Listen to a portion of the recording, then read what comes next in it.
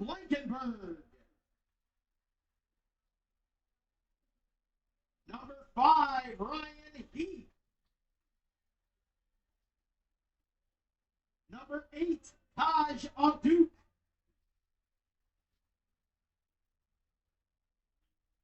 Number 11, Ari Fulton. Number 12, John Ikpotikin. Number 18, Zach Filipowski. Number 20, Akile Lonati.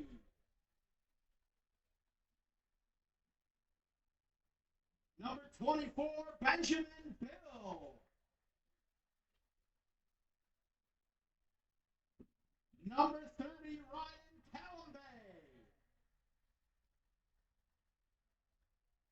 And number 32, Joe Brahovic.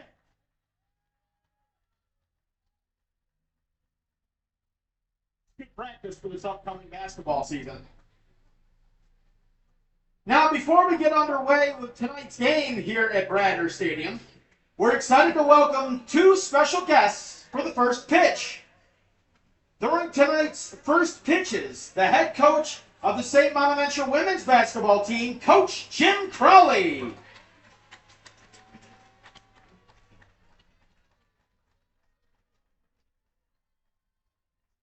And your new head coach for the St. Bonaventure men's basketball team, Coach Mike McDonald.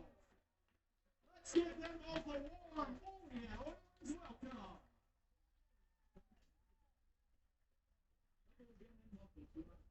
All right, folks.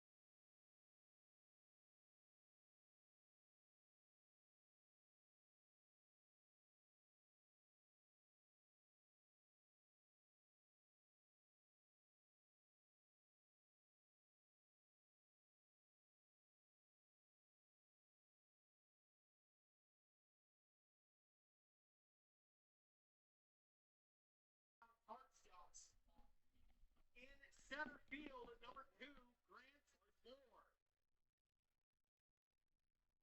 On third base, number 6, Weeks. The designated hitter, number 14, Nolan Smith. The extra hitter, number 4, Paul Dulanto. Right fielder, number 44, Nate Muncie. Second baseman, number 1, Tito Kiefer. The catcher, number 32, Heath Fetchick.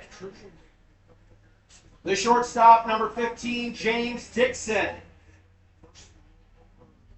On first base, number 19, Joaquin Rodriguez Costa. In left field, number 39, CJ Dugan. And starting on the mound for the Tarp Skunks, number 22, Camp Churchill.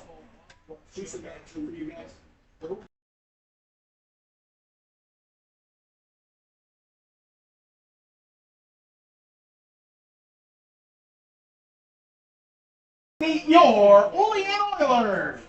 Brought to you by Callahan Vending. Need a vending service? Look no further. Callahan Vending is here for your needs and is located right here in Olean. The second baseman from John Carroll, number 20, Thomas Bates. In center field from Delaware, number 30, Grant Fournier. The extra hitter from Mercyhurst, number 23, Derek Stout. The first baseman from Stonehill, number 32, Danny Martin. The right fielder from William and Mary, number 34, Cooper Harley. The left fielder from Delaware, number 26, Aiden Willard. The catcher from Cannon, number 31, Brady Smith. The designated hitter from Brian Stratton, Virginia, number 17, Jack Painter. The third baseman from Alfred State, number 4, Aiden Coburn. Yeah, Chris Lyadis College.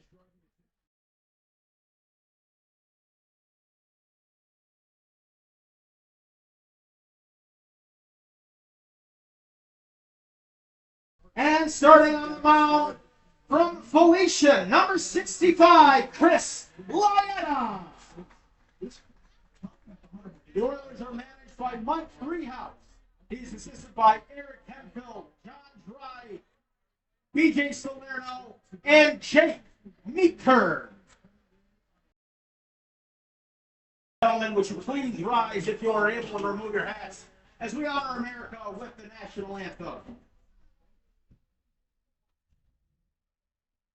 Oh, say, can you see by the dawn's early light what so proudly we hailed at the twilight's last gleaming, whose broad stripes and bright stars through the perilous fight o'er the ramparts we watched were so gallantly streaming, and the rocket's red glare, the bombs bursting in air, gave proof through the night that our flag was still there.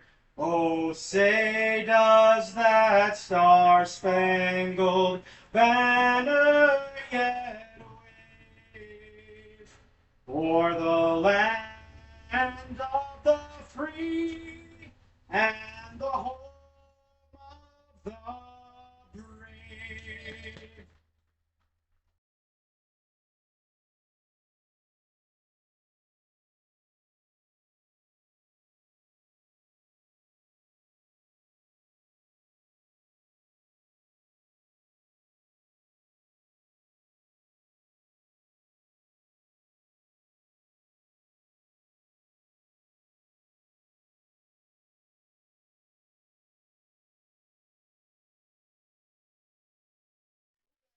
It's a Tuesday night matchup between two of the westernmost teams in the Perfect Game Collegiate Baseball League as the Olean Oilers play host to the Jamestown Tarp Skunks. Good evening, everyone. I'm Matt Volz, and welcome to this broadcast of Olean Oilers Baseball. The Oilers come into play at 10-10, 500 on the year, but having won 3 in a row.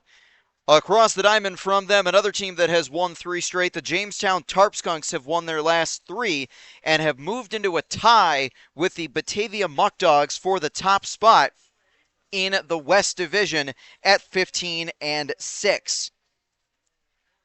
On the mound for the Oilers tonight is the left-hander Chris Laeta, number 65. Laeta, native of Point Pleasant, New Jersey, going into his sophomore year at Felician. Chris making his first start of the year. He pitched 3 innings in relief earlier this year, 3 shutout innings while striking out 4.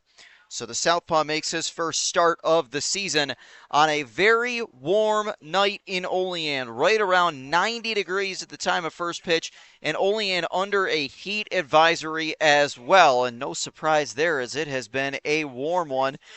It's also St. Bonaventure night here at Bradner Stadium. The Oilers honoring the Bonnies men's and women's basketball teams.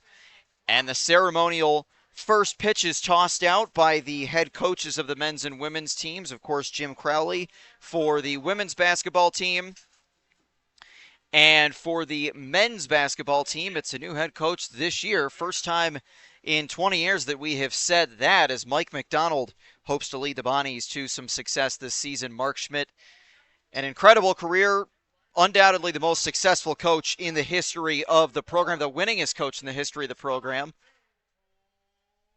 After many, many years, he was at the helm from 2007 until this past season. A couple of Atlantic 10 titles for the Bonnies and a couple of runs to the NCAA tournament, which were a lot of fun to watch. And we'll certainly miss Coach Schmidt and wish him the best of luck in his post-Bonnies career days. So the Oilers taking on the Jamestown Tarp Skunks, and the center fielder Grant Moore will lead things off. It'll be a lefty-lefty matchup to get things started. These two teams played a couple of games in the very beginning part of the season. The Oilers faced Jamestown in their home opener, a game that the Tarp Skunks won. First pitch from Laeta is inside on Grant Moore, and we are underway at 6:34. And now the umpire is going to say that it hit him. So the first pitch of the game from Chris Laeta results in a hit batsman. And Jamestown has their first runner on base after only one pitch. So a very early base runner for the Tarp Skunks. And the second pitch of the game in there to the third baseman, Eric Weeks, for a called strike. Moore, the leadoff man. Weeks second. The DH, Nolan Smith, will bat third. The EH, Paul Delanto, will bat fourth for Jamestown. 0-1 pitch to Weeks. That one just missed. No, it did catch the zone. A late strike call. Strike 2. Nate Muncy will bat fifth for the Tarp Skunks. Tito Kiefer sixth. Heath Fetchick will bat in the 7th spot. James Dixon 8th, Joaquin Rodriguez Costa in the 9th spot, and C.J. Dugan bats 10th as the 0-2 pitch is cut on and missed. Weeks strikes out. So after a leadoff hit batter, Chris Laeta responds with a strikeout. That'll bring the DH Nolan Smith to the plate.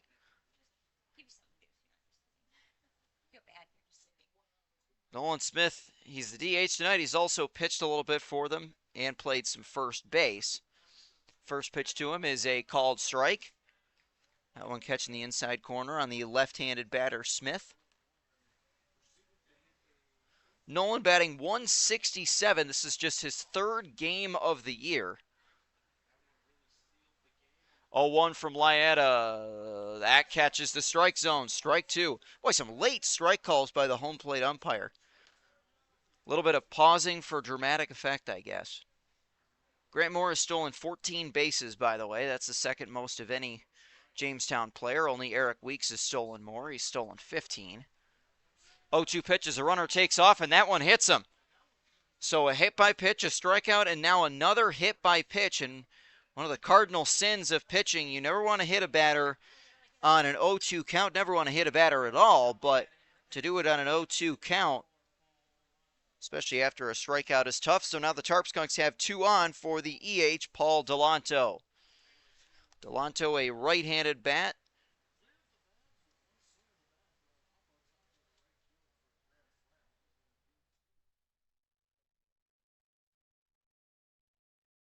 Laeta gives a look in. Both runners have their leads. Again, you got some speed and scoring position with Grant Moore at second. First one to Delanto is up high for a ball.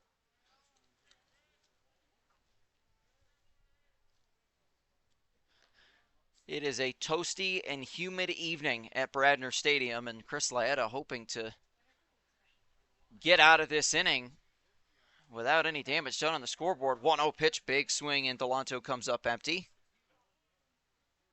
Taking a look at the defense out there to help him out, Brady Smith is behind the plate. Denny Martin at first. Thomas Bates at second. Aiden Coburn at third. Dana Williams at short. That's really become more of a thing with the Oilers playing Dana Williams at short. Of course, the first handful of games of the year, he was in the DH or EH role as the 1-1 pitch is a called strike. Dana's got the start at shortstop a couple of times as of late and has played very well in that spot.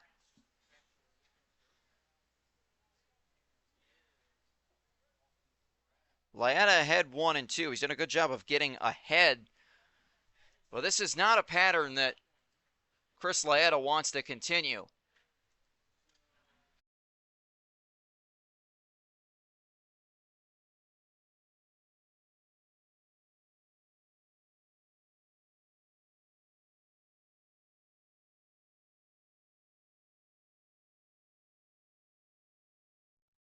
Two-two pitch to Tito Kiefer. Misses, and a full count to the second baseman, the right-handed bat.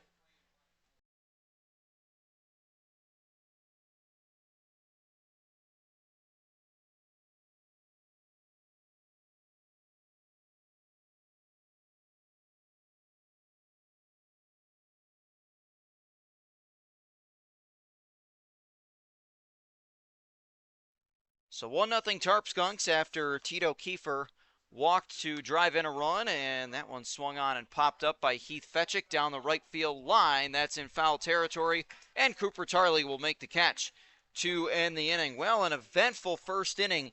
3 hit by pitches, 2 strikeouts, and then a bases-loaded walk, but no further damage done. We're going to the bottom of the first. Oilers down 1-0 with the lineup coming to bat.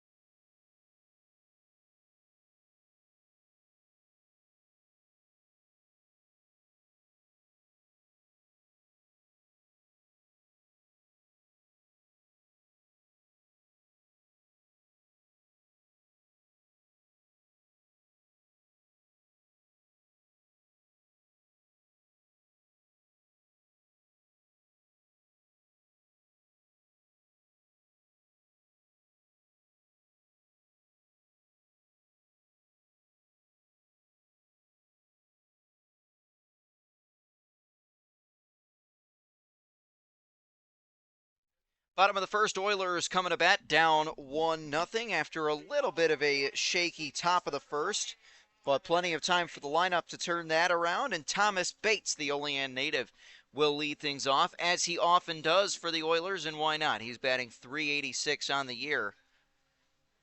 All around been a fantastic contact hitter for the Oilers, but has Got some extra base hits as well. He's got 3 extra base hits on the year out of his 22. He's walked 13 times, struck out 8 times, gets on base more than half of the time, 507 OBP for the Olean native, and he takes the first pitch outside. Bates going into his senior year at John Carroll, a right-handed bat, wears number 20. We'll take a look at the Oilers' batting order against the right-hander Camp Churchill for Jamestown. 1-0 pitch is swung on, hit on the ground. Nice play by Churchill. He reaches up with the glove, snares that, and flips on to first in time for the out. Very well done by the man on the mound for Jamestown. We'll take a look at the Oilers' batting order with Grant Fournier coming to the plate in the 2 spot now. Derek Stout, the extra hitter, will bat third. Denny Martin bats in the cleanup spot. Cooper Tarley will bat 5th. Aiden Willard 6th. Brady Smith 7th. Jack Painter is the DH. He'll bat 8th. Aiden Coburn will bat 9th. And Dana Williams will bat in the 10 spot. Good mix of lefties and righties, and we see our first Oiler lefty here with Grant Fournier. First pitch to him is taken for a strike.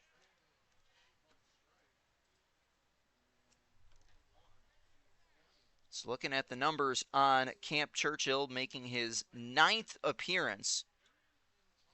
Actually, his first start, he's been primarily a reliever for Jamestown. The 0-1 pitch is high. He'll make the catch for out number 2.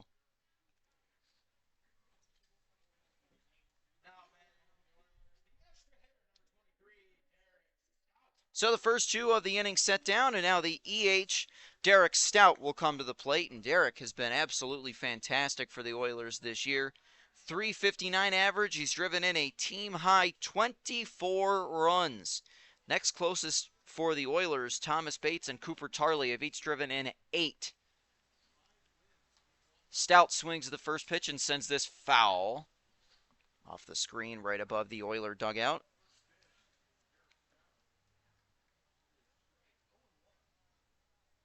Derek, a native of Jackson, Ohio, going into his sophomore year at Mercyhurst down in Erie. 0-1 pitch from Churchill swung on and fouled back.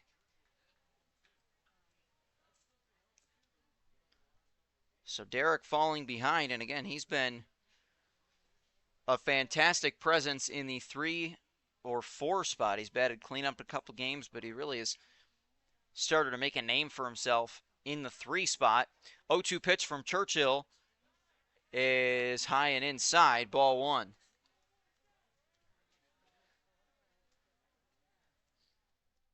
Denny Martin in the on-deck circle for the Oilers if Stout can find his way on. 1 ball and 2 strikes. And the pitch from Camp Churchill inside, and it hits him. So Derek Stout hit by a pitch for the 3rd time this season, and the Oilers have a 2-out base runner. That seems to be the theme of the day, is hit by pitches. Tito Kiefer's bases loaded walk, the only time anyone's gotten on base without being plunked so far in the game. And it brings up the first baseman and cleanup hitter, Danny Martin. Danny, a lefty bat, wears number 32.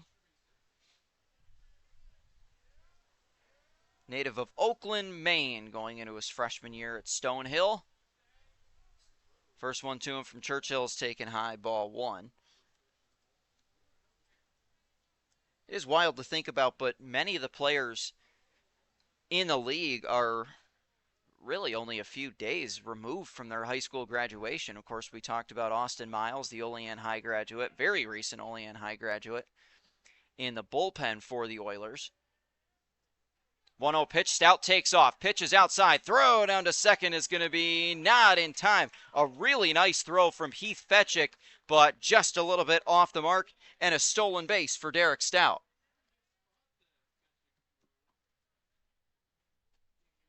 And a really, really nice throw from Heath Fetchick, but ultimately just not in time as Derek Stout had a very good lead. First stolen base of the year for Derek. He had been 0 for 1 in steal attempts coming into the game. So now Denny Martin with a batter in scoring position, and he's driven in 6 on the year. 2-0 pitch to him, big swing, and comes up empty, strike 1. trying to extend the inning to another one of the Oilers' really outstanding players this year, Cooper Tarley. He has been great in the field. Where he shines the most, though, is on the base paths. Absolutely lights out base stealer for the Oilers if he can get on. 2-1 pitch skips in the dirt, ball 3. He's the type of batter who, on a base hit, if he doesn't score from second, that's surprising. He's got excellent speed. Cooper's stolen 10 bases for the Oilers this year. 3-1 pitch. Strike 2. Just able to catch the zone. Oiler faithful not super pleased with that. Derek Stout has a pretty big lead off of second. Both feet very far on the grass. Now dances a little bit back towards the bag. And the 3-2 pitch from Camp Churchill. Swung on and fouled back. Denny gets a piece of it to keep the Oilers alive. Very nice crowd on hand for a Tuesday night game here at Bradner Stadium. On a very warm night, right about 89 degrees. That's even cooled down from what it was earlier. We were in the low 90s in some spots earlier today. 3-2 pitch from Churchill. They appeal, and he did not get around. Ball 4, a check swing. The appeal to the infield umpire, and Denny did not go around. It's a 2-out full count walk. So a nice at-bat by Denny Martin. He is rewarded with a walk. And now Cooper Tarley steps up with a chance to even up this game, or could potentially give the Oilers the lead if he hits one into the gap. Tarley getting the start in right field for the Oilers tonight. And coming into play batting .268. He's driven in 8 runs, tied with Thomas Bates for the second most of any Oiler. First one to him from Camp Churchill. Swung on and fouled away. Again, Cooper runs very well and is a very good fielder. Does not hit for a lot of power. Slugging percentage only .366, but does have a home run on the year. That was here at Bradner Stadium. Oilers have only hit 3 as a team, but they've also only given up 2. 0-1 from Churchill. That one is low, ball 1. Tarley, a right-handed bat, number 34. From Waban, Massachusetts. Sophomore at William and Mary. Both runners lead off, and the 1-1 pitch to Tarley is in the dirt. Stopped well by Fetchick. It's ball 2. We'll take a look at the Jamestown defense. That is Heath Fetchick behind the plate. Joaquin Rodriguez Costa at first. Tito Kiefer at second, Eric Weeks at third, and James Dixon is the shortstop. C.J. Dugan in left field, Grant Moore in center, Nate Muncy in right. 2-1 to Tarley, a swung on and hit in the air to right. Muncy ranging back. He will make the catch for out number 3. Solid display of outfield defense. Muncy was positioned perfectly and makes the catch to end inning number 1. Oilers leave 2 on after 1 at Bradner Stadium. Jamestown leading Olean 1-0.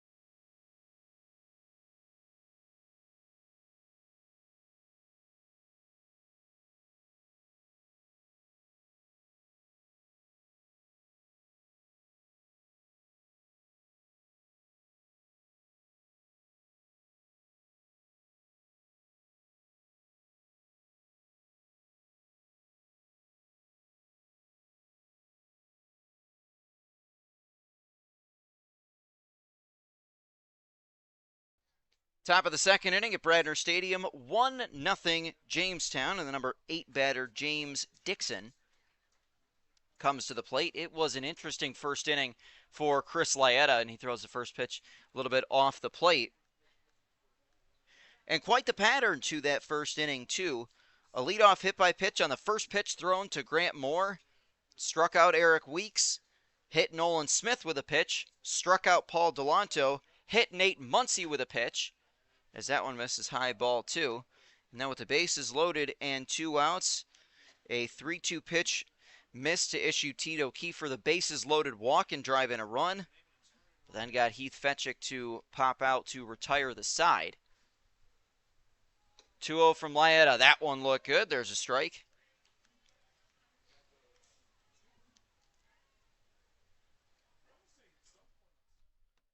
Now looking again at Laeta's numbers on the year, have not seen a whole lot of him. He only has made 1 pitching appearance. That was in relief, but he pitched 3 shutout innings. 2-1 pitch misses for ball 3.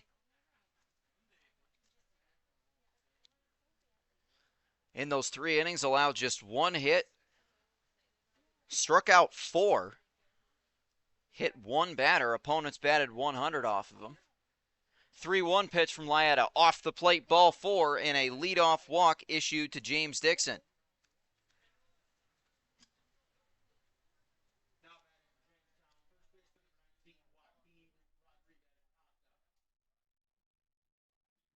So Joaquin Rodriguez Costa comes to bat with a runner at first and nobody out.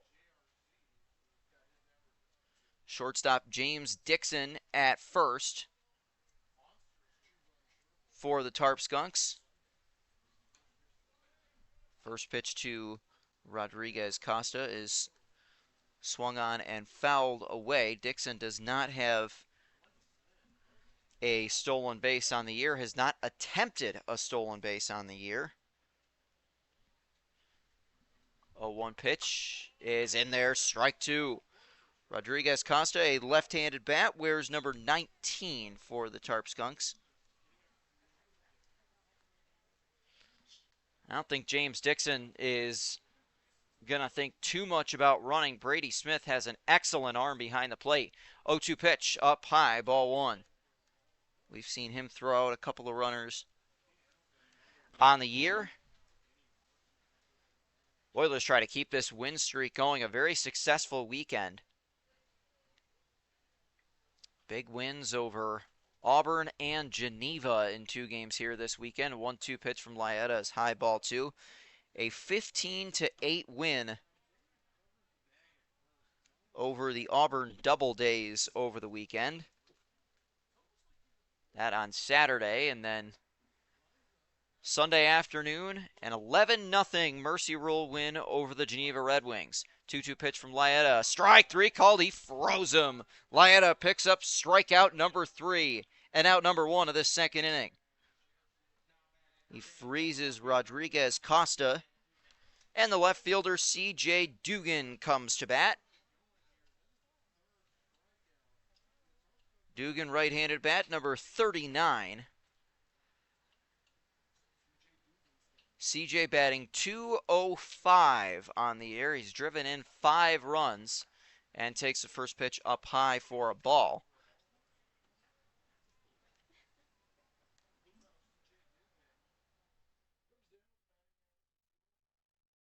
Dugan getting on base right around 40% of the time, a little bit below it.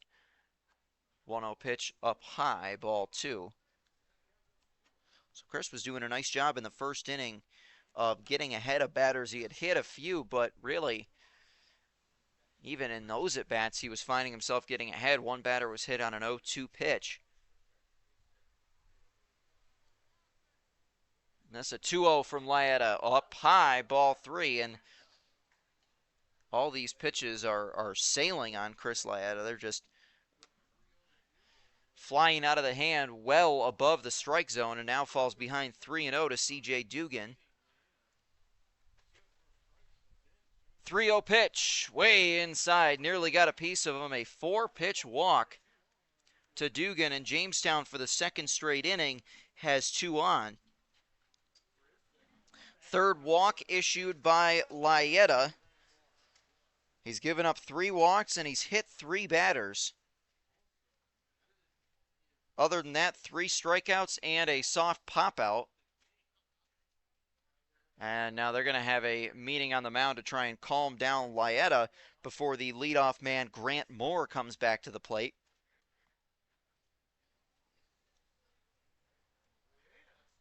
Moore was hit by the first pitch of the game back in the top of the first inning, and he came around to score on the bases loaded walk issued to Tito Kiefer.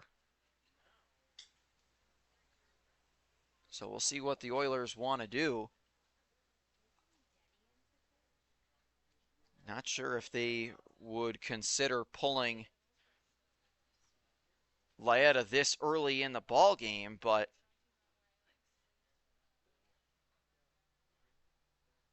a rather lengthy meeting on the mound. The umpire going out to become a part of that conversation, and we've got runners at first and second here with 2 outs. So Laeta will stay in the game.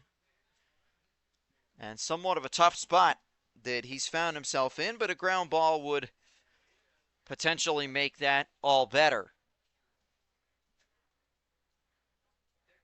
Oilers' middle infielders have been very good this year. Dana Williams has looked excellent at short. Thomas Bates, we know the solid presence at second as well. So Laeta tries to get out of it as he faces Grant Moore for the second time. First pitch to him, Moore squares to bunt. Ultimately takes strike 1. Grant Moore's been very good for Jamestown this year, batting .338. And very solid. He's driven in 11. Laeta looks behind him. The 0-1 pitch swung on and hit in the air down the left field line in foul territory, and that will drop foul. Aiden Willard was chasing it down, ultimately could not catch up to it. So Moore's behind 0-2. Again, 3 strikeouts for Laeta. A 4th would be massive here.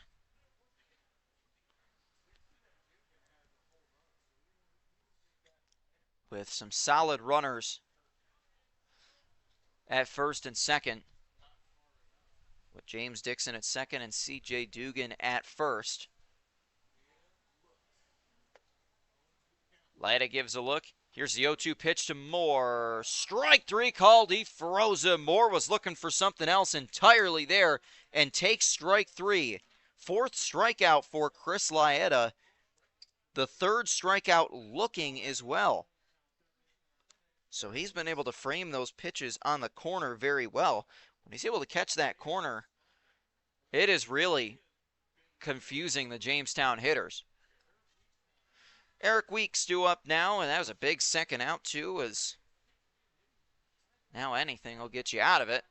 Eric Weeks, the third baseman, bats now and takes the pitch for a ball.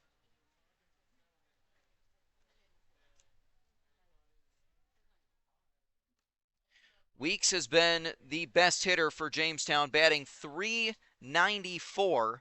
Has driven in 22 runs. That's more than any other Jamestown Tarp skunk. The 1-0 pitch is low, ball 2. It's one of the wonderful things about, minor league and college league baseball is the creative nature of the team names. Some of them are a lot of fun. You even think about the, minor leagues of Major League Baseball, the 2-0 pitch, that catches the zone for a strike. Think about some of the teams in AAA. Teams like the Lehigh Valley Iron Pigs. There's a good example of a team with quite the interesting name. 2-1 pitch, swung on and hit down the line. That is a fair ball. Rounding third and coming home to score is Dixon. Dugan heading for third. He's going to be in there safely. It's an RBI double for Eric Weeks, the first hit of the game, and the Tarp Skunks take a 2-0 lead. First hit of the game for either team.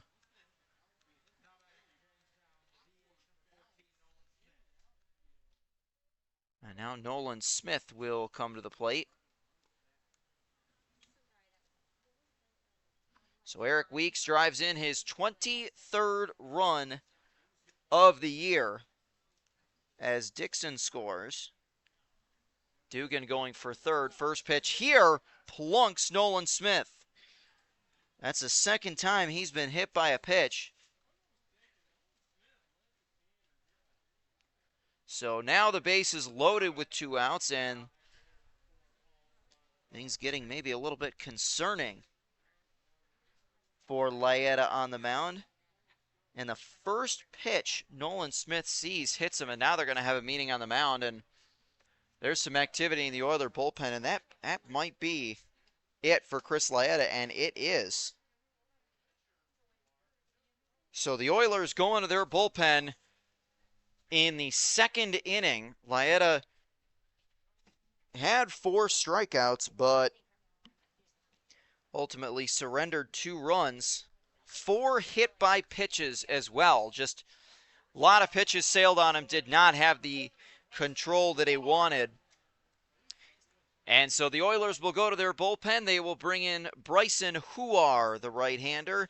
And while Bryson completes his warm-up tosses, we'll take a short break. Oilers down 2-0 here in the second.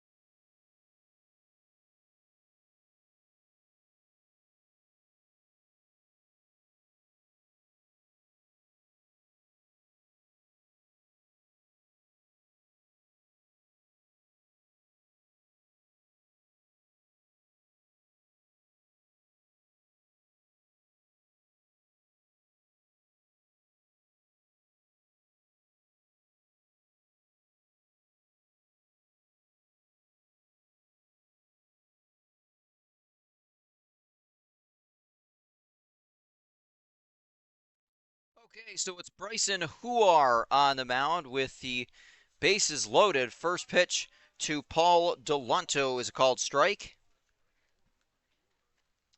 Bryson in a rather precarious spot, but he has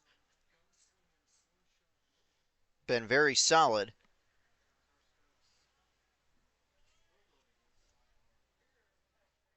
Again, the sidearm submarine style delivery for Bryson. ERA 5.4, that really doesn't tell the whole story. The 0-1 pitch swung on and fouled back. Bryson's pitched 10 innings, opponents batting just .216 off of him. His 6th relief appearance of the year, and Bryson does have a win to his name as well. And is now ahead 0-2 on Delanto. Huar set, and the 0-2 pitch just missed. Ooh, the Oilers wanted that one. Brady Smith held it there, thought he had framed it well. Ultimately, it's ball 1. That did not miss by a whole lot, but ultimately, Delanto steps back in. Still behind in the count 1-2. Delanto batting .250 on the season. 1-2 from Huar, swung on and fouled off. Delanto has driven in 12 runs on the year. He's got 2 home runs as well. The only Tarp Skunks batter with multiple homers on the season. They have hit 5 as a team and have surrendered 4. Another 1-2 pitch from Huar, off the plate, ball 2.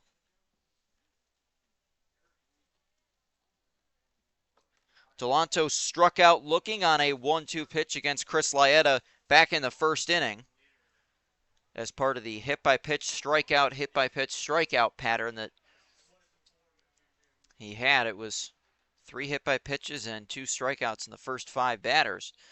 2-2 pitch. Swung on and fouled away.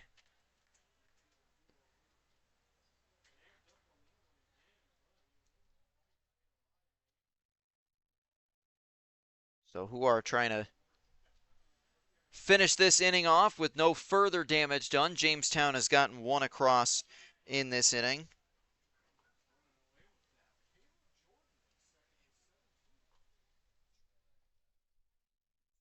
Huar looks in at Brady Smith, tries to finish off the side.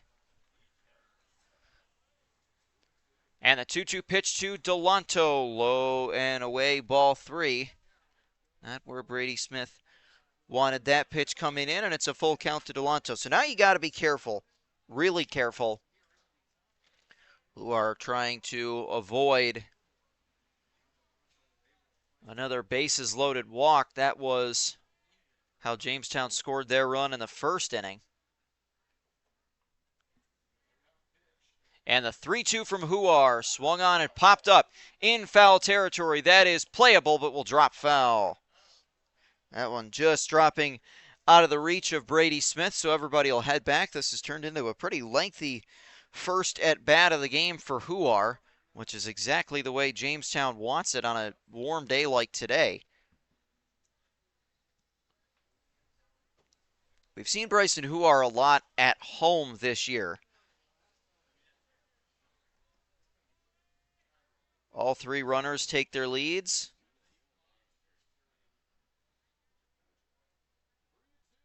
Huar giving a look in, and the 3-2 pitch. Strike 3 called. He froze him.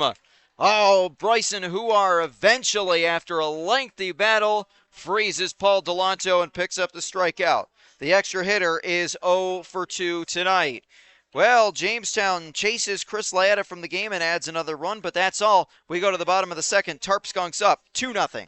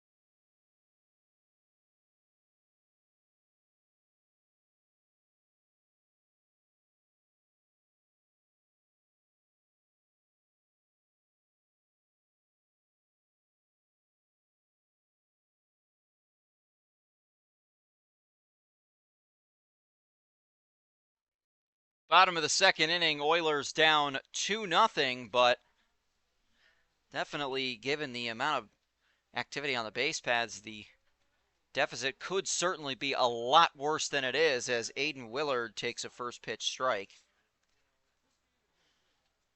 The 6, 7, and 8 hitters due up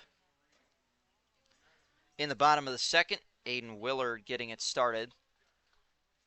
0-1 pitch from Churchill. That one catches the zone for a strike, and the Oilers not understanding that. That one seemed, at least from our vantage point, to be well below the strike zone, but ultimately it is a strike.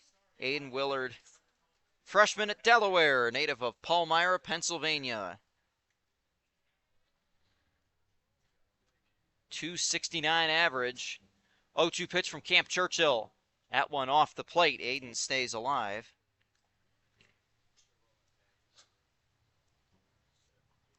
It'll be Willard, followed by Brady Smith and Jack Painter in the bottom of this inning. 1-2 pitch to Willard. Swung on and popped up in foul territory over by the Jamestown dugout. It'll go out of play.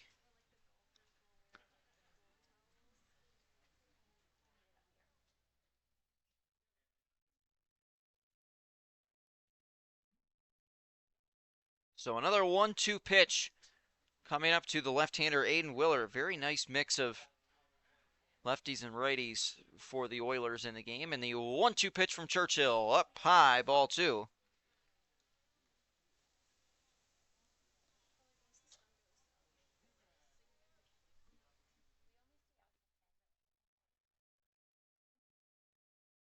So Churchill trying to finish off the first batter of this inning. 2-2 pitch to Willard. Swung on and hit to center field. That is caught. Grant Moore just scooped that one off the ground. That one hit slightly too hard. And a gorgeous play by Grant Moore out in center. One down. So that'll bring the catcher Brady Smith to the plate.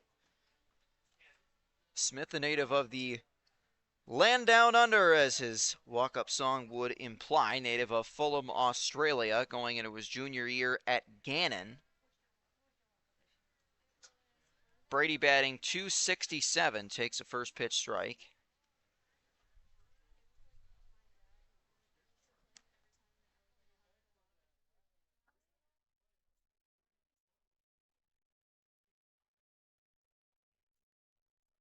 One pitch to Smith, swing and a miss. So Brady behind. Brady Smith has driven in 3 runs on the year. Gets on base 45% of the time. It has been very good behind the plate defensively for the Oilers. 0-2 pitch to Brady, swung on and popped up into shallow center. Who wants this one? Kiefer had it, and then Grant Moore calls him off and comes in and makes the catch. So back-to-back putouts for Moore.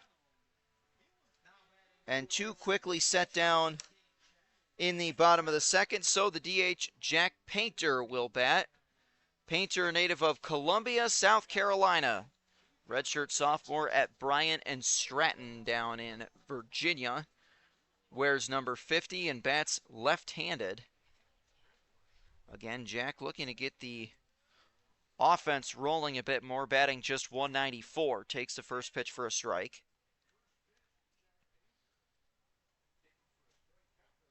Trying to extend the inning to Aiden Coburn. Painter has driven in 4 on the year. 0-1 pitch misses low.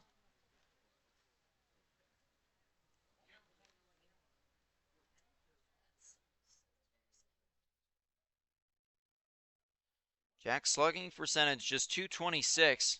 He does have a lot of power in his bat, though. The 1-1 pitch cut on and missed.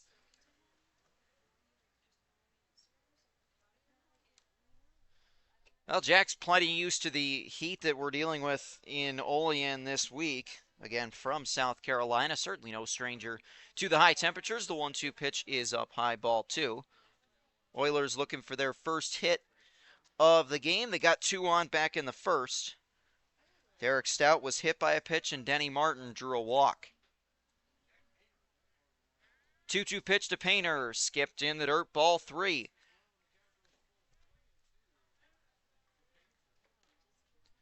So Camp Churchill missing the zone a couple times, trying to chase or get Painter to chase.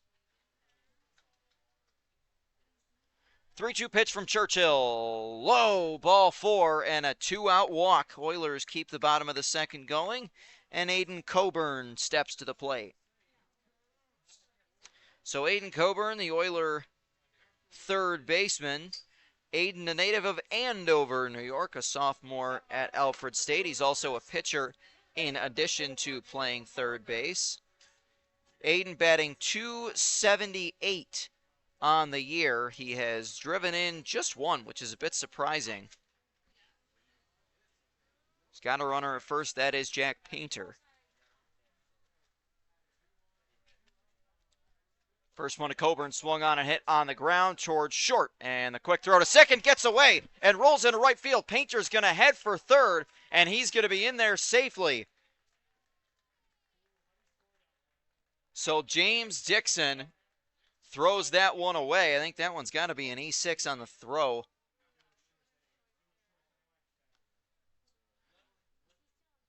So ultimately,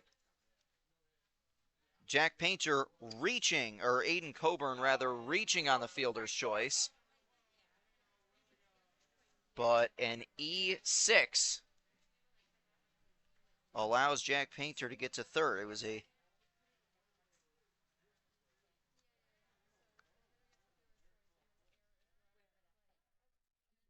So runners at the corners, they'll check on the runner first. He's back in safely. Dana Williams at the plate now. James Dixon try to go for the short play and get the force at second. And then threw the ball into right field, allowing Painter to advance. First pitch to Dana Williams is swung on and hit to right. That's caught right at Nate Muncy. Oh, the Tarp Skunks outfield has made some nice plays in this game. Oilers again leave two on base. We are headed to the third inning here at Bradner Stadium. Jamestown leading Olean 2-0.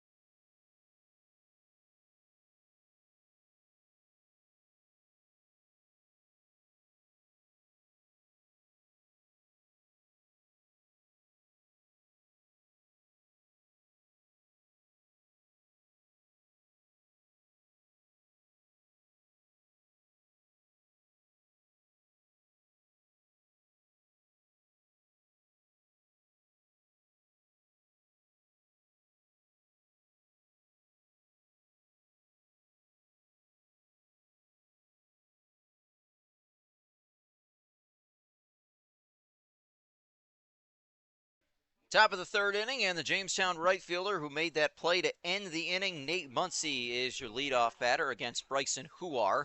Muncy swings and misses at the first pitch.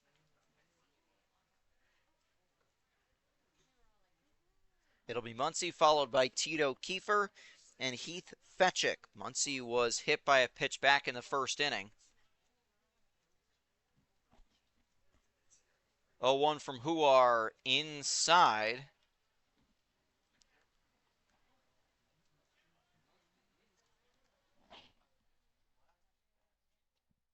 So Huar trying to steady the waters after a couple of innings that did not go the Oilers' way, but could have certainly been a lot worse given the base runners. 1-1 pitch swung on and missed as Jamestown had the bases loaded in both the first and second innings. So it's a 2-0 game, but certainly could have been a lot worse. And the Oilers are fortunate to have gotten out of it with just the 2 runs allowed. 1-2 pitch. Swing and a miss. He struck him out. Boy, that's something that Oilers pitchers have done really well tonight.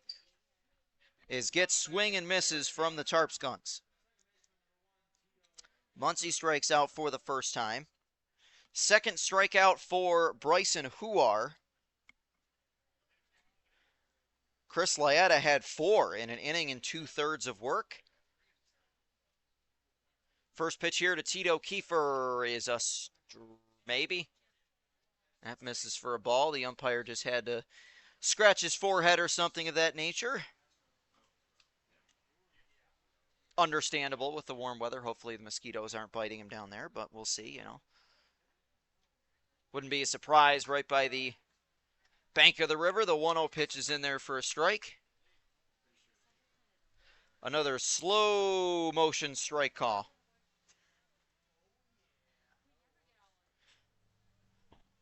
Oh boy, they always say that the heat kind of wears you down and slows you down. Home plate umpire definitely taking that to heart tonight as the 1-1 pitch misses for ball 2. So Tito Kiefer ahead. Luar stands back in, and the 2-1 pitch to the second baseman is a called strike 2.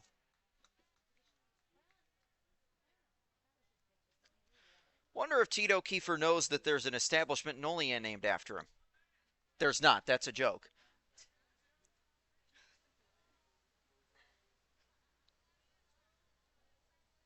And the 2-2 from Huar. Low ball 3. Of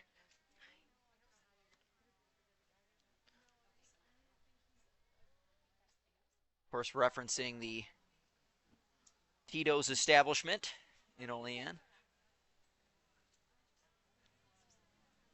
One of many local businesses that big Oiler fans.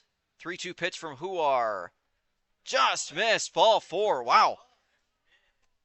That one did not miss by much, and it's a walk to Tito Kiefer. Second walk he's drawn in the game. And I tell you what, our view is pretty much right down on top of the first base bag. The press box runs down the right field line. So not always the easiest vantage point for judging balls and strikes. But that did look like a pretty good pitch from Huar. Ultimately, it just misses, and it couldn't have missed by much.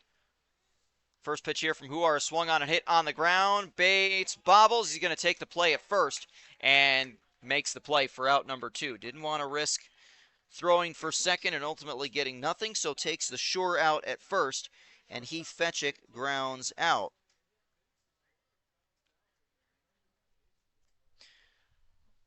So 2 down as Kiefer heads for second base, and James Dixon at the plate. Dixon led off the top of the second with a walk and came around to score on the RBI double off the bat of Eric Weeks.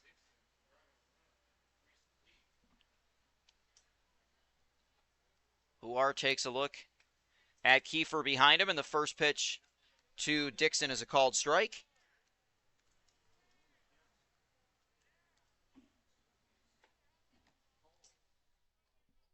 Certainly fitting that a player named James would play for Jamestown.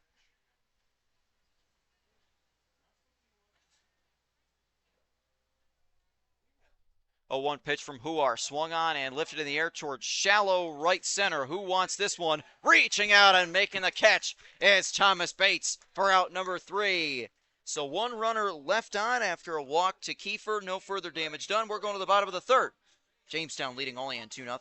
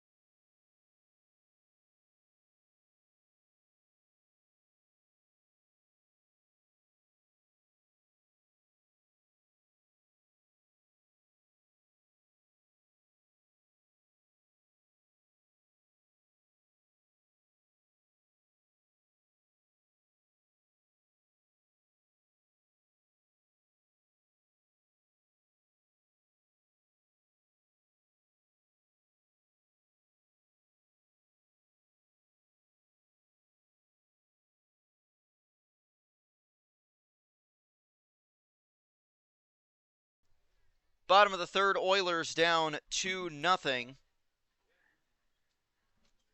First pitch to Thomas Bates, a ball. Back to the top of the order for the Oilers after a fly out off the bat of Dana Williams and Camp Churchill. Still on the mound for the Tarp Skunks. He's pitched very well to this point. 1-0 pitch. Bates swings and fouls this one over the top of the press box. We'll see Bates followed by Grant Fournier and Derek Stout.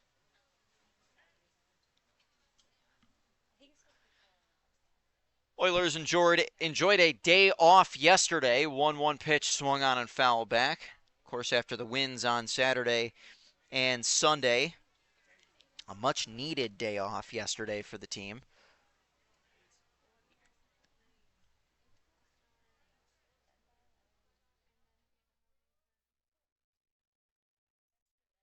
Churchill looks in. Bates ready. The 1-2 pitch swung on and hit in the air towards center. That will be caught by Grant Moore for the first out. The Tarp Skunks outfield has played very well in this game. And the two big catches were the fly out off the bat of Aiden Willard to start the second inning that Moore scooped right off the grass in the outfield, and the Dana Williams, the last out of the second inning. That one hit as close to on the screws as you can get. As Fournier, speaking of on the screws, hits that one. That's a fair ball down the left field line. Fournier's heading for second. Oilers have their first hit. He's going to be in standing up. Fournier put that one right inside the left field line, and the Oilers have their first hit of the game. It's a one-out double for Grant Fournier. And that'll bring the EH Derek Stout to the plate in an RBI opportunity. And again, remember, he leads the team in runs driven in this year. Grant came in batting .304. Picking up his 15th hit, third double of the year.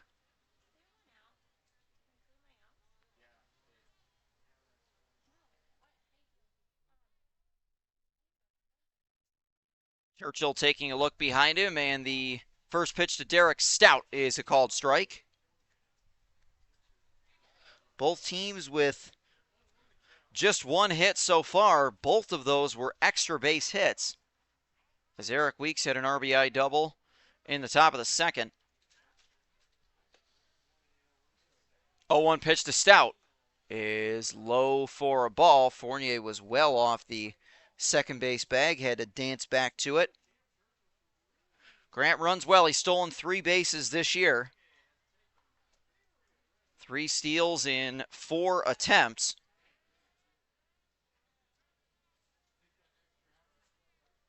Here's the 1-1 pitch to Stout. That one hit him. So Derek Stout wears that one in his second time being hit by a pitch in the game.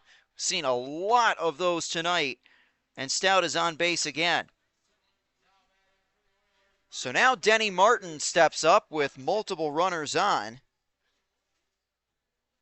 Denny Martin was walked back in the first inning, and he'd gladly take that again. Derek Stout 0 for 1 in stolen base attempts this year, so not the speediest of runners, but still runs well. Grant Fournier at second, a very good runner.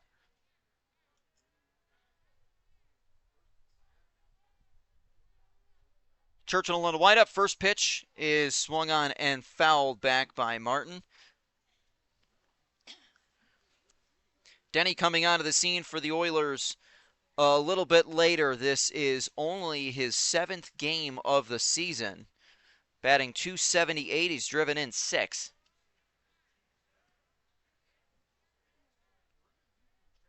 Oh, 1 pitch to him. That one misses. Ball 1.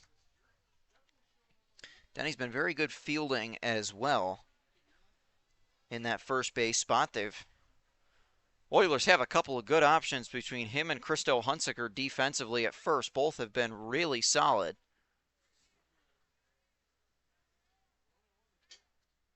One pitch to him is swung on and fouled back.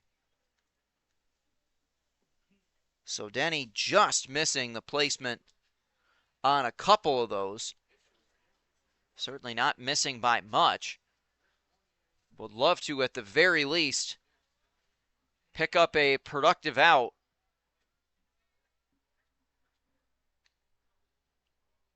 Lots of room in the gaps in both left and right center. 1-2 pitch. Denny hits this on the ground, right back to the mound. Only play is going to be at first, and Churchill makes the play. So right off the glove, it is a productive out for Martin as the runners move over, but it is number 2 of the inning. Boy, Camp Churchill did a nice job to knock that down. That came right at him. And Cooper Tarley steps in. He could tie this game with one swing. 0 for 1 flew out back in the first.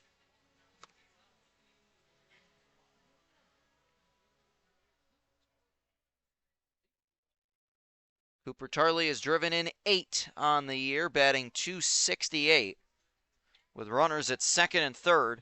And watch for anything going back to the backstop as the Oilers have very good speed on third. First pitch bounces in the dirt.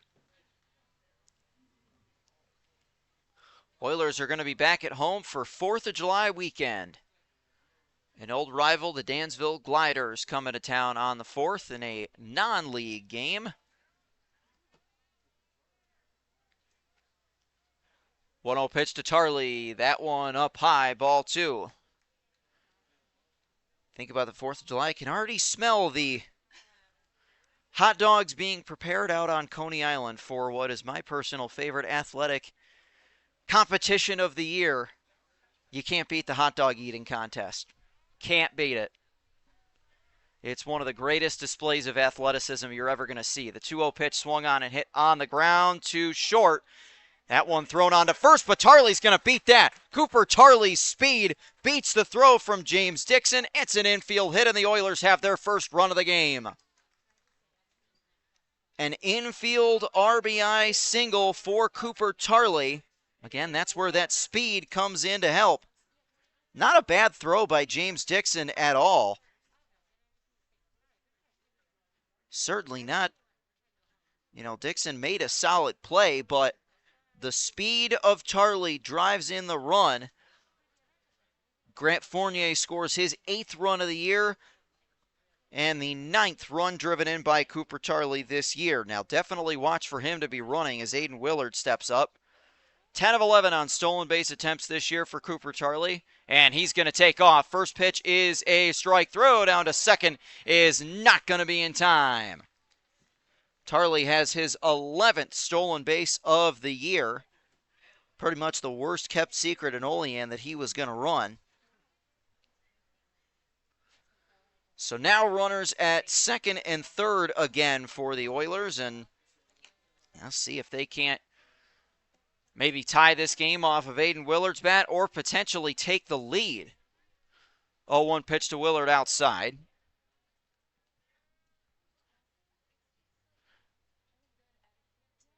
Looks like the first pitch was a ball, so 2-0 on.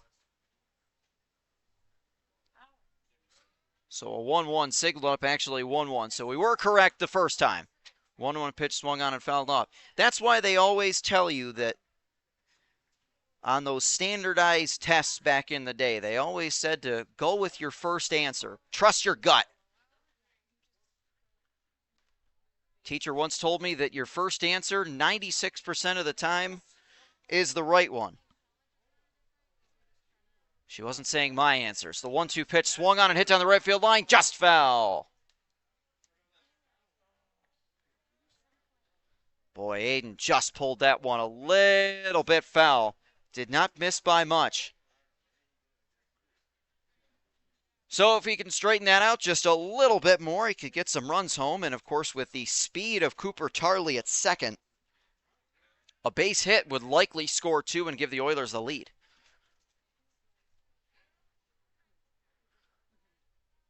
But Willard's got to be careful on a 1-2 pitch. Here it comes from Churchill. Swing and a miss. He struck him out. Willard couldn't hold up on that. But an infield hit from Cooper Tarley drives in a run. After 3 at Bradner Stadium, the Oilers have cut Jamestown's lead in half. They trail 2-1.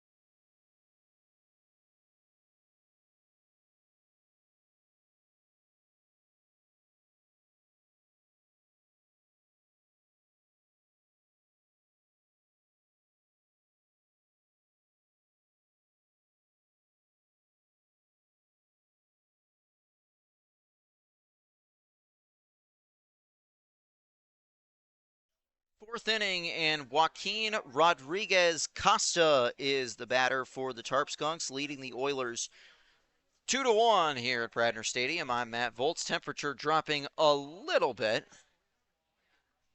Still in the high 80s, but we expect that may drop a little when the sun goes down. And by we expect it'll drop a little, I mean we hope it'll drop a little. I'm entirely wishfully thinking.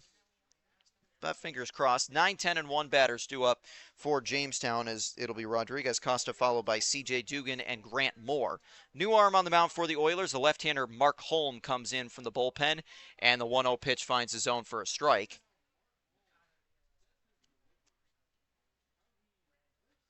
So Mark Holm, the southpaw from Bracebridge, Ontario, going into his senior year pitching for the Bonnies. 1-1 pitch to Rodriguez Costa is low. The southpaw from north of the border.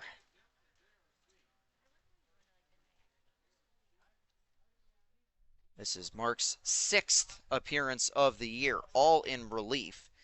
He's pitched 9 innings, given up 3 hits, 1 run. It was not an earned run.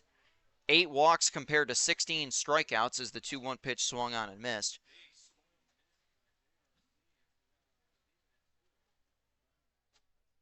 Mark does have a save to his credit this year as well. 2-2 the count to the left-handed hitting first baseman Joaquin Rodriguez Costa, who is 0 for 1 in the game, struck out looking back in the second. And the pitch from Holm, fouled away, just got a piece of it to stay alive.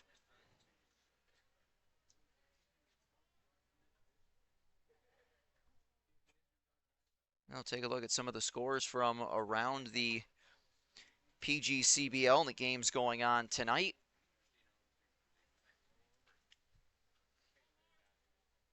First, a 2-2 pitch incoming to Joaquin Rodriguez Costa. He swings and hits this on the ground. Dana Williams has it at short, and the throw to first a little bit high, but easily fielded by Denny Martin for out number 1.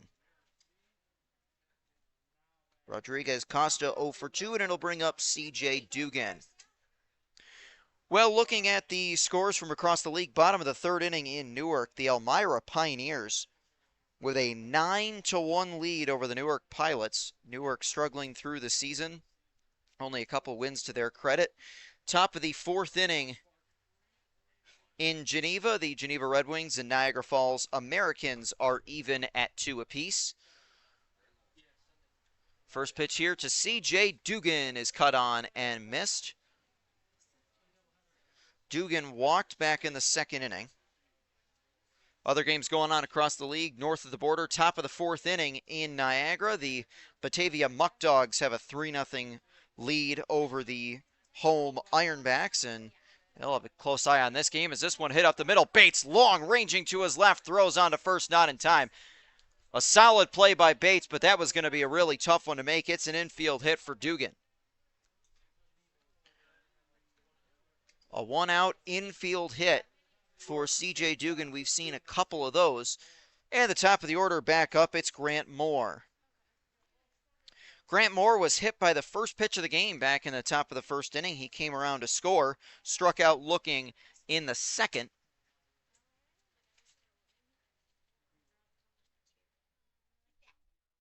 Moore swings and misses at the first one.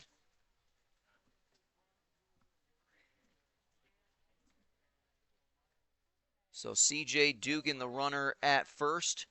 2 stolen bases in 4 attempts this year. Denny Martin trying to hold him close to the bag. 0-1 pitch, big swing and a miss. That is the thing, it is a lot tougher to steal off of a left-handed pitcher than it is off of a righty pitcher, because figure they're looking right at you at first, whereas a right-hander, you're behind their back. 0-2 pitch is swung on and missed. Moore strikes out for the 2nd time. First strikeout of the night for Mark Holm, and that's out number 2 in the 4th. So the third baseman, Eric Weeks, comes to the plate. Weeks struck out in the first, drove in a run with a double back in the second. And right now, that run, the difference in the game is Jamestown leading 2-1. They'll check on the runner at first and throw a little bit wide from home, but Martin easily able to field that. Eric Weeks drove in his 23rd run of the season, a team high back in the second. Batting average right around 400. And over it now, came in at 394. First pitch to him is high for a ball. Some of the other games going on across the league.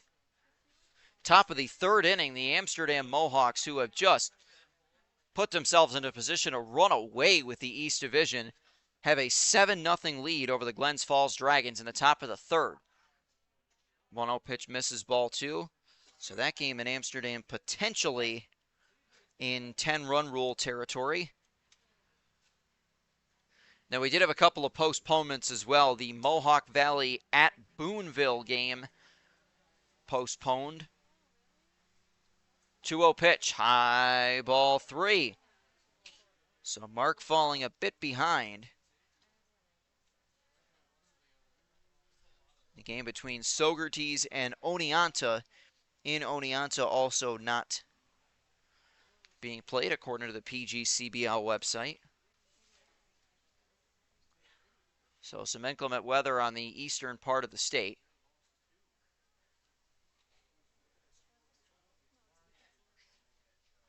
.3-0 pitch from home. That catches the zone. An unbelievably late strike call. Just an insanely late strike call, and there's really not rhyme or reason for it to be that late, but ultimately it is what it is. 3-1 pitch from home. That one misses, ball 4. Well, of course, you've got to wait, got to wait until the Oilers are home next for that to be called a strike, but ultimately it is ball 4 and a walk to Eric Weeks. Second time he's been on base in the game.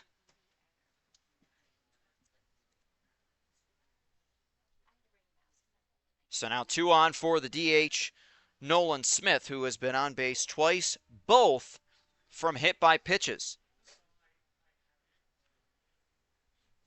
Was left stranded on base both times.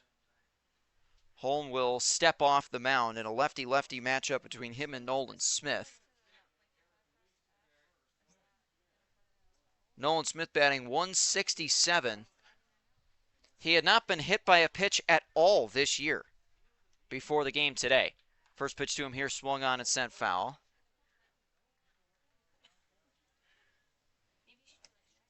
That ball's heading over to get a pizza from Country Fair, I think, which is not a bad idea. Although, since mentioning the hot dog eating contest, that's where my mind's at. Although they use the Nathan's Famous hot dogs for the hot dog eating contest, which are all right. Those are not bad. You can't hate those, but I'm a Salen's guy myself. The 0-1 pitch misses, we think. Cue the Jeopardy music. It did miss, ball 1. Of course, everybody eager to watch Joey Chestnut this year. Maybe he can break his world record. 83 hot dogs in 10 minutes is his record. 1-1 pitch is low, ball 2. Of course, that record was not set in the Nathan's Famous hot dog eating contest. That was set in a live Netflix special that he did a couple of years ago. The record in the annual contest that he does is 76 in 10 minutes. And you'll see ESPN shows the counter for average dogs per minute. 2-1 pitch is high, ball 3. Never fails to entertain and kind of disgust at the same time, but that's all part of it. To quote the great Clark Griswold, it's all part of the experience. 3-1 to the DH, Nolan Smith. Holm has fallen behind. And the pitch from Nolan, way up high, ball 4. It's a walk to him, and the bases are loaded with 2 outs in the top of the 4th. Nolan Smith has been on base 3 times tonight, and he's barely swung the bat.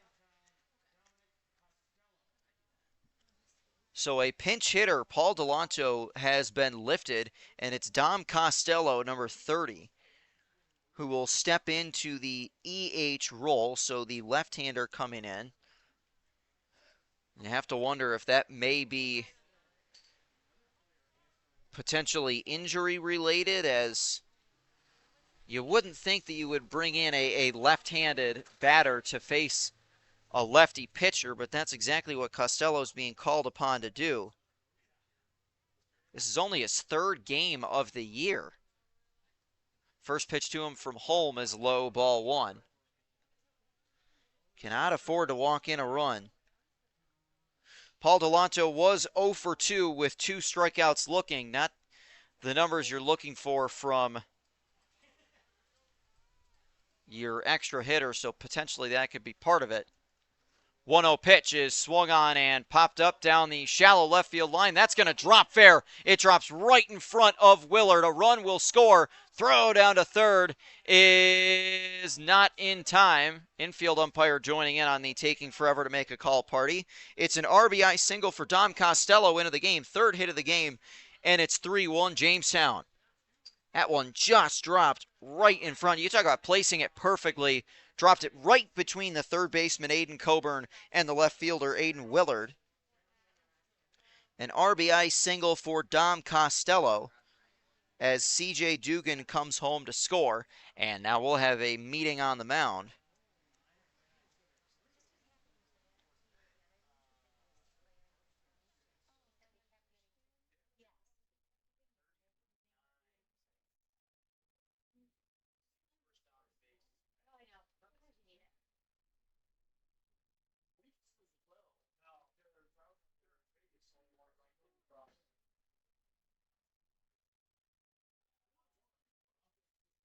So another meeting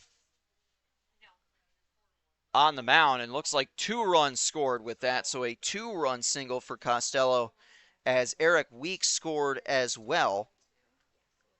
So Weeks comes home, as does C.J. Dugan. It is a 4-1 Tarp Skunks lead.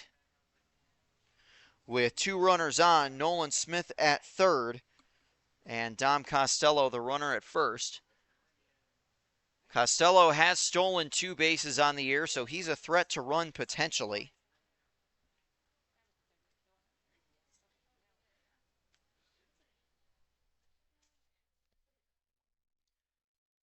So with those 2 crossing the plate, Oilers now finding themselves in a 3-run hole.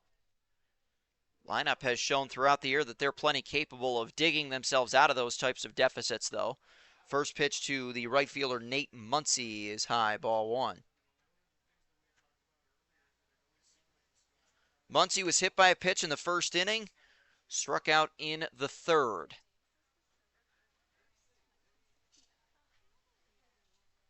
1-0 pitch, that catches the zone for a strike.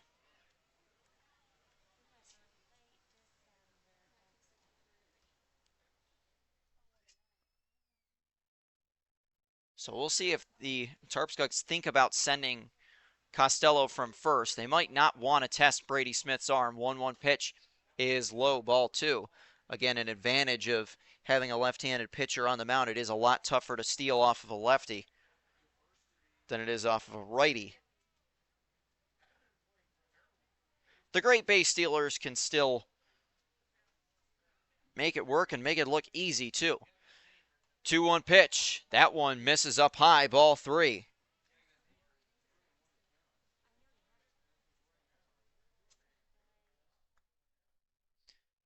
So Muncy back in. He finds himself ahead with a 3-1 pitch. Holman, the windup, the 3-1. Swung on and popped up. That will go out of play over top of the Jamestown dugout, and the count will go full.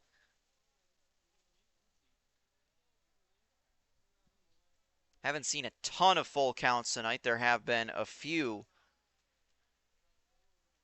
Holmes got to be careful, but he can end the inning with just one good pitch. The 3-2 pitch. Swung on and hit on the ground. Dana Williams, it rolls under Williams' glove. May have a play at third. Coburn, the throw to third. Not in time. Costello just slides under it. It's an RBI single for Nate Muncy, and Jamestown has a 5-1 lead. And they still have runners at the corners.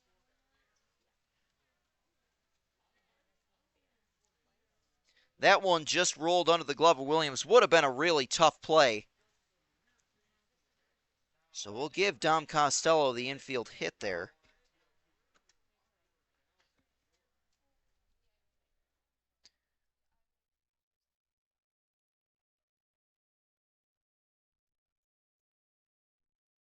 So that one bounces in the dirt, goes back to the backstop. Here comes Costello. He will score without a slide. And heading into scoring position is Muncy, and it is 6-1 Jamestown. That one definitely hurts. 4 runs have crossed the plate in the inning. And now Nate Muncy into scoring position. Oilers really got to find themselves out of a jam here. 1-0 pitch from Holmes, swung on and sent foul down the left field line. That'll head over to the Jamestown bullpen.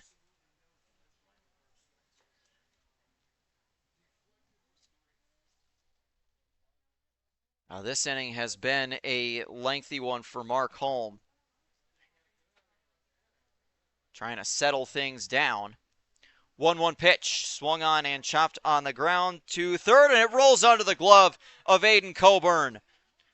Muncy is going to come home to score. Headed to first is Kiefer. It's 7-1. That one just rolled right under Aiden Coburn's glove. And you got to give that one, got to give Coburn the error there. 5th run of the inning. Again, these all 4 of these have come with 2 outs. Actually, all 5 have come with 2 outs. So this 4th inning is not going so well for any of the Oilers defensively, as the first pitch to Heath Fetchick is swung on and missed. If there's a positive for the Oilers, it is that the Oiler lineup has certainly shown an ability to dig themselves out of deficits. 0-1 pitch to Fetchick is a called strike 2. Remember the game a couple weeks ago here against Auburn, where the Oilers trailed 10-1 going into the 9th inning, scored 6 runs, and brought the tying run to the plate. Ultimately fell 10-7 as the 0-2 pitch is swung on and missed. So Holm finishes it off with a strikeout. Well, a rocky inning for Holm, gives up some hits. 5 runs come home to score for Jamestown. A costly error factors into that as well. We're going to the bottom of the 4th. Jamestown has broken this game wide open. They lead it 7-1.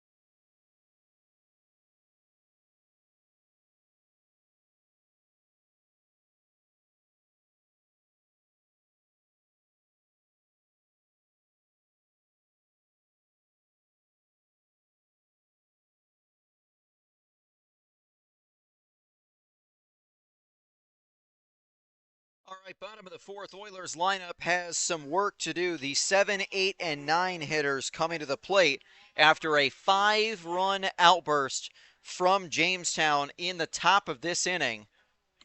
It'll be Brady Smith followed by Jack Painter and Aiden Coburn.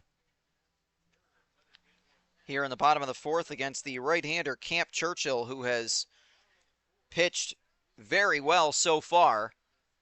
First one to Brady Smith is low, ball 1.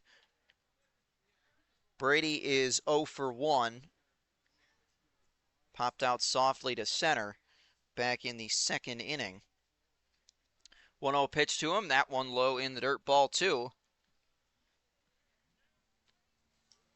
A comeback attempt is going to have to start somewhere for the Oilers, and Smith hoping to do just that.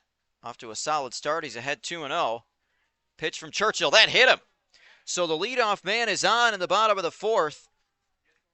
And Brady Smith is on base for the first time. It's always talked about that, you know, the best thing for a team, the most demoralizing thing a team can do to an opponent is after a dominant offensive inning to have the pitcher go out and throw a shutdown 1-2-3 their next time out. That will not be the case for Camp Churchill, but he still pitched very well. Now it's Jack Painter. Painter was walked, headed to third on a Tarp Skunks error. Ultimately was left on there. Takes the first pitch low, ball 1. So a struggle to find the strike zone so far in this half inning for Camp Churchill.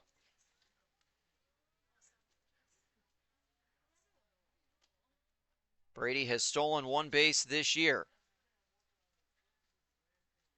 1-0 to Painter. That's a called strike. It's one of the beauties of baseball, is baseball is not a timed game. Comebacks are possible, and crazier ones have certainly happened.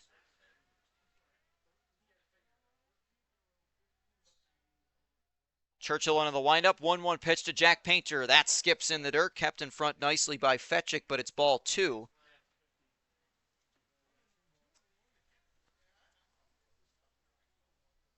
No tarps off section for the Oilers. That seems to be a trend that's really taking over Major League Baseball. 2-1 pitch, high, ball 3.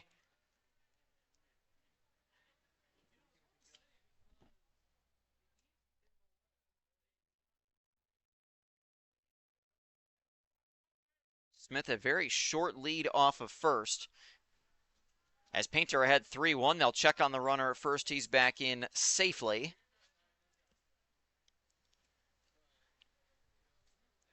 Well, Jack Painter has the type of power in his bat to hit one over the fence for sure. Ahead 3-1. We'll see if he gets the green light. 3-1 pitch to him. Swung on and popped up in foul territory. That'll go out of play, though. So he'll get another life. Full count to Painter, and that's what he saw last time up when he was walked back in the second.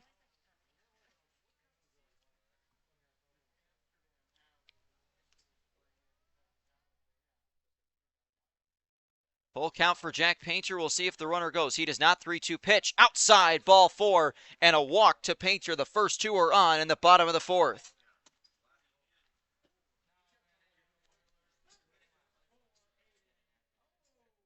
So Painter walks for the second time in the game. The Oilers have 2 on for Aiden Coburn. Coburn reached on a fielder's choice. There was also an error. That was back in the second inning.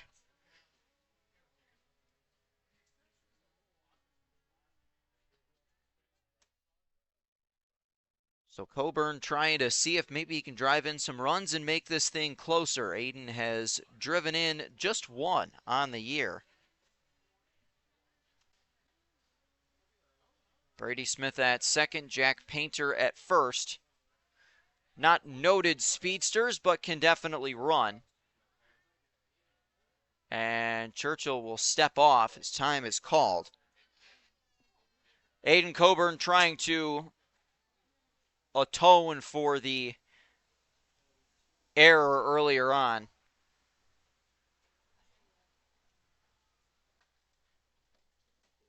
So Coburn will step back into the batter's box. Both runners take their leads.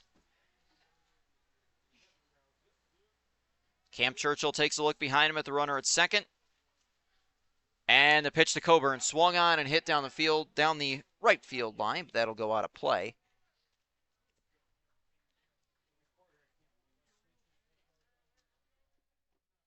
Again, Aiden plays his college baseball at Alfred State going into his sophomore year.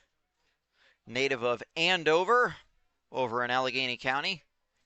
0-1 pitch. Coburn swings and hits this one to right field. That is going to be caught. A sliding catch by Muncie. Brady Smith going for third. He will be in there safely. Again, another excellent display of outfield defense by the Tarp Skunks. Muncie robs Aiden Coburn of a base hit. Does advance the runner. Now runners at the corners and one out for the switch hitting Dana Williams.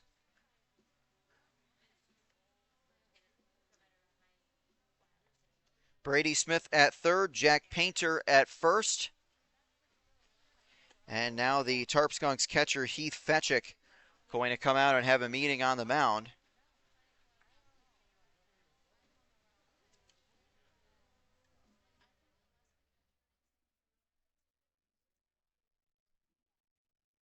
And looks like that's going to be it for Cam Churchill. He is going to exit this game. That is a bit of a surprise, but before Dana Williams comes to bat, the Tarp Skunks are going to go to their bullpen, and it looks like they're going to bring in a lefty. Looks like Jack Santee, who has been one of the top relievers. Really, him and Chase Barron have been very good. It is number 26, Jack Santee, to come into the game to face the switch hitter, Dana Williams. 7-1, Jamestown will step aside as Jack Santee completes his warm-up tosses.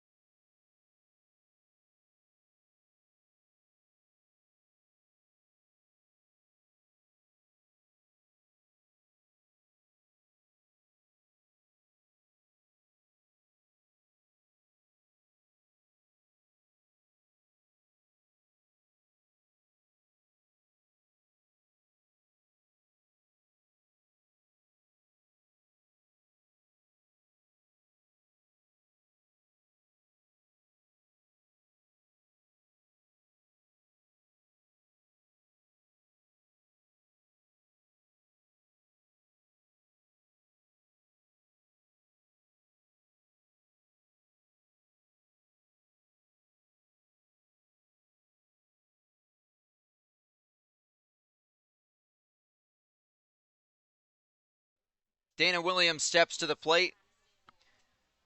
He's made some nice plays at short. 0 for 1 swing in the bat. Flew out back in the second. Brady Smith, the runner at third, and Jack Painter at first. So Dana didn't expect to be hitting from the left side batter's box, but he is. And we'll see if Dana can't put the ball in play and get the Oilers some runs. He'll take the first pitch inside for a ball.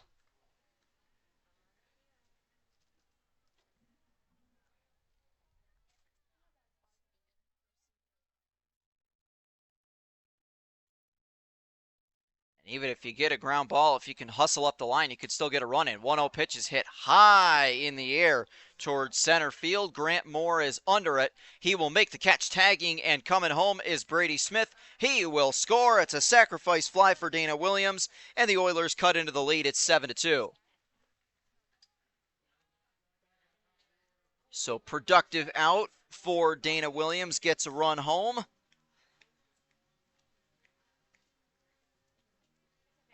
And he'll gladly take the RBI as the top of the order comes back up, and it's Thomas Bates.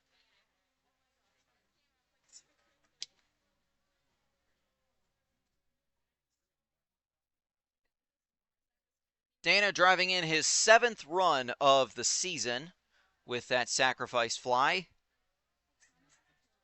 At his first sacrifice fly of the season. They'll check on Jack Painter at first. He's back in safely. Sun getting closer to setting as we get past 8:15.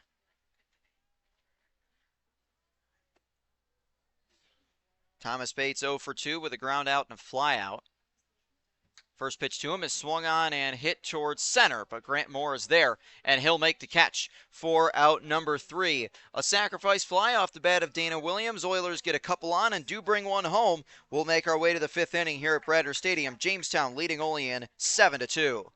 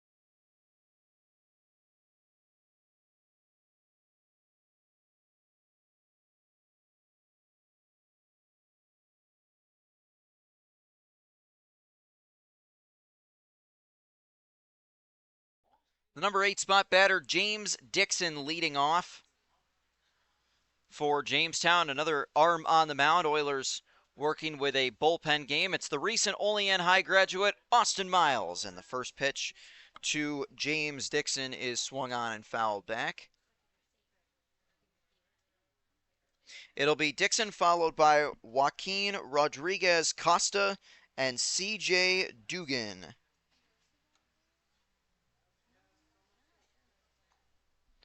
A 1 pitch swung on and sent foul. Jamestown out hitting Olean 4-2 in the game so far. 7 runs on 4 hits, 1 error. Oilers 2 runs, 2 hits, 1 error. 0-2 pitch from Miles. And that one just missed. Ball 1. Dixon walked and scored back in the 2nd inning, popped out in the 3rd. 1-2 pitch from Miles. Strike 3 called. He froze him.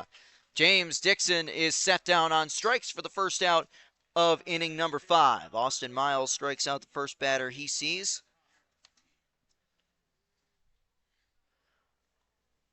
Austin Miles only a matter of days removed from graduating from Olean.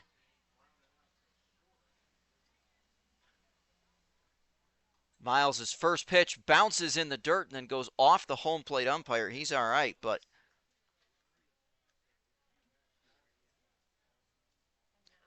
at 1-1, Rodriguez Costa 0 for 2 in the game. Struck out looking in the second, grounded out in the fourth. 1-0 pitch misses for ball 2.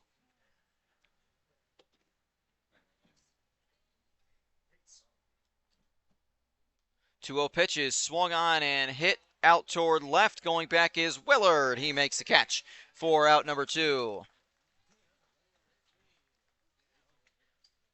So a great swing by Rodriguez Costa. Gave it a ride, but just got under it a bit too much. And Willard able to make the play for out number 2. First 2 set down by Miles, and C.J. Dugan will come to the plate.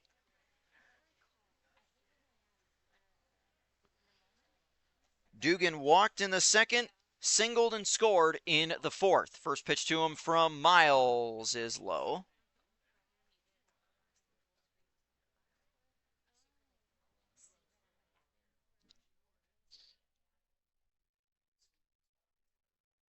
One 0 pitch is in there for a called strike.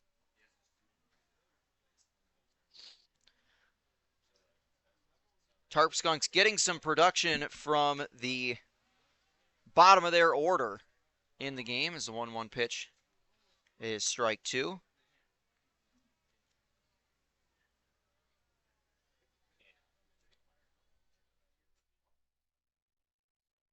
Miles taking a look in at C.J. Dugan, and the 1-2 pitch swung on and hit on the ground to short. Dana Williams absorbs it, bobbles, throws to first, not in time.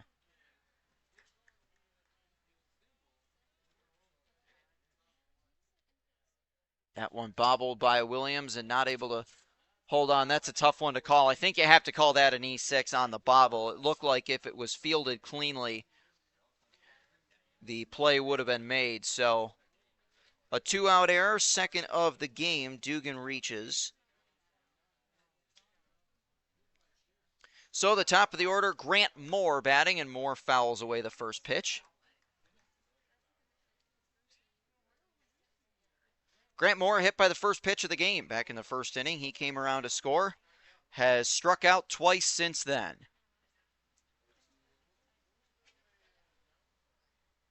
Dugan's got good speed at first. 0-1 pitch, misses high.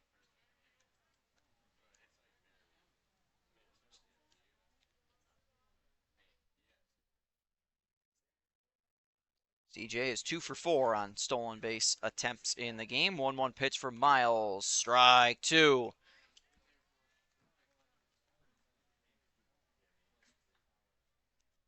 Again, Grant Moore has torn the cover off the ball for Jamestown this year, batting .338 coming into play.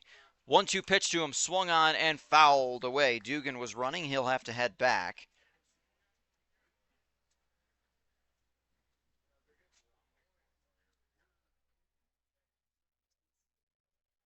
But Dugan definitely is a threat to run, as you saw there. 1-2 pitch from Miles, swung on and pulled foul again. He'll get another shot at it.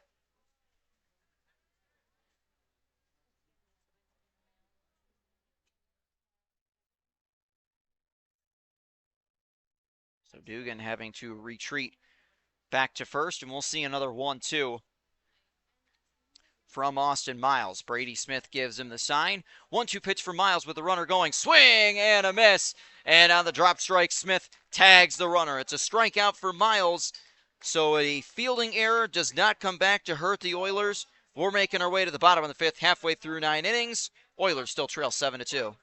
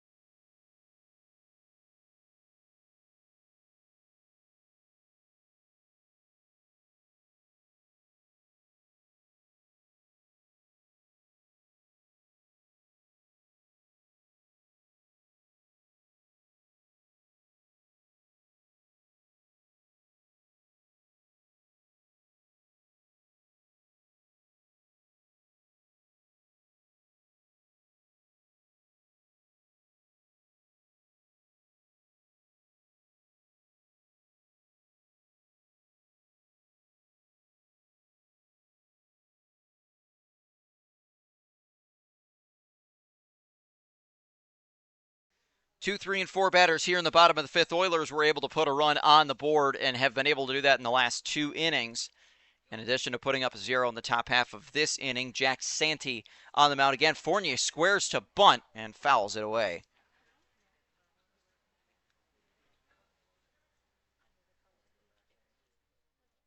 It'll be Fournier followed by Derek Stout and Denny Martin. So Fournier trying to drop down a bunt and use his speed to get on base, which he certainly can do. He's one of the faster Oilers. 0-1 pitch to him. He swings and chops this one on the ground to second. Kiefer's got that. He'll throw on to first in time for out number 1. So a ground out off the bat of Grant Fournier is how we start the bottom of the fifth. So that'll bring the EH Derek Stout to the plate. Stout, the EH, was hit by a pitch back in the first.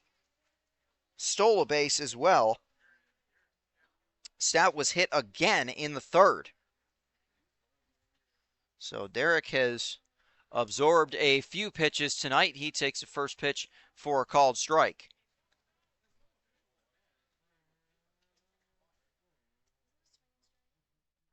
Again, Derek has been the RBI machine for the Oilers this year. The 0-1 pitch skips in the dirt. Driven in 24. And in the games over the weekend, had 6 in a game, in a 2-game span. Including a 2-run homer in the game against Auburn. 1-1 pitch is high, ball 2.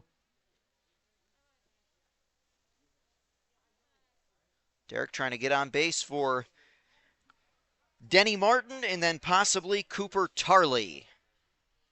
2-1 pitch. Swung on and fouled away.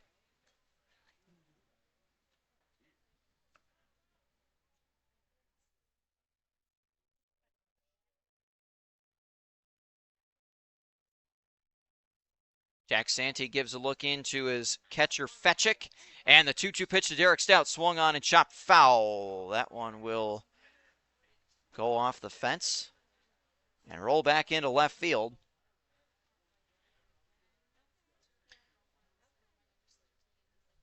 So Derek trying to put the ball in play.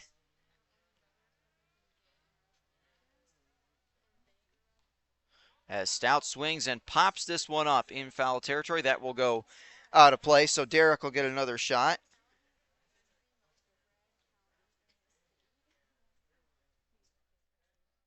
Haven't seen a whole lot of baseball be played tonight.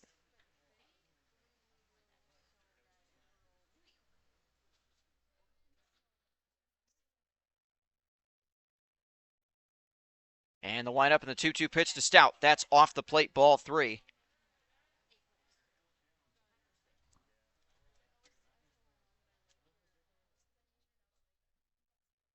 So a full count for Derek Stout. The 3-2 pitch swung on and popped up in shallow center. That is dropping. That will be caught by Grant Moore for out number 2. That ball just hung in the air for quite a while.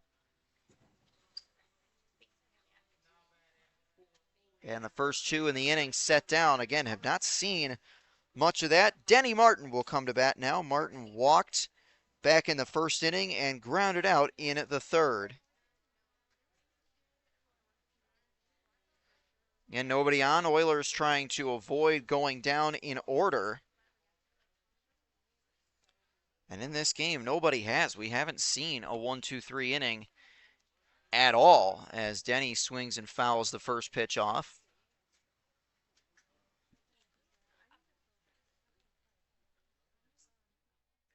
Again, Denny batting .278. On base percentage, he would like to be a little bit higher. It's at .316. 0-1 pitch is low. The walk earlier will certainly help that. The big thing with Denny, he has been very solid at first base defensively. 1-1 pitch to him. That's a called strike.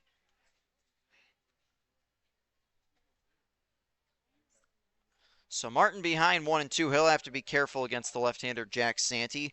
Camp Churchill started this game for Jamestown and pitched pretty well. Ultimately was pulled for Santee last inning. 1-2 pitch is skipped in the dirt, ball 2.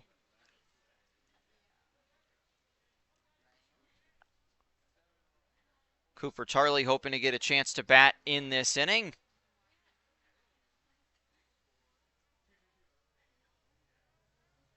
Yes. 2-2 pitch on its way. That one skipped in the dirt, ball 3. So it was some good work by Denny to draw a full count. Left-hander Jack Santee trying to set the Oilers down in order. 3-2 pitch is high, ball 4, a 2-out walk. And we still haven't seen a 3-up, 3-down inning. A 2-out walk to Denny Martin, and Cooper Tarley will get a chance to hit in this inning.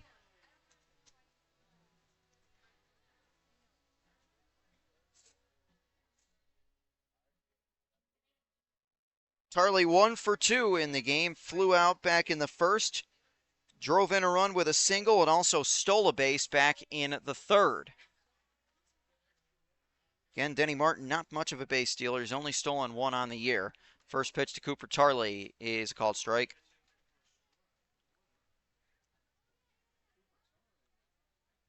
Tarley does have 1 home run this year. That did come in this ballpark.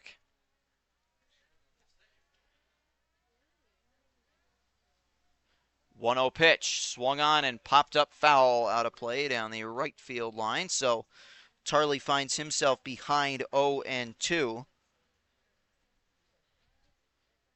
Again, you know the speed that Cooper has on the base pass is trying to find his way on.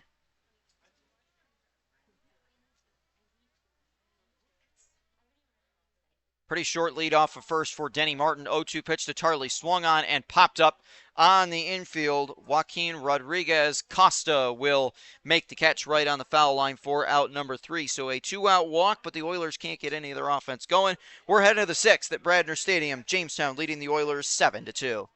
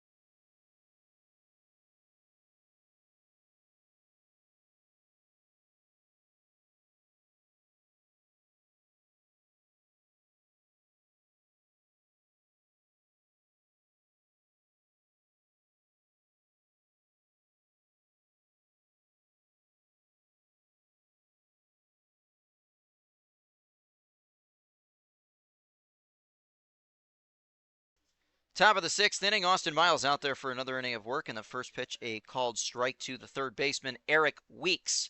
0-1 is hit on the ground. Dana Williams has it at short and throws on to first in time. So well executed by the Oilers' infield defense, and quickly one gone in the top of the 6th.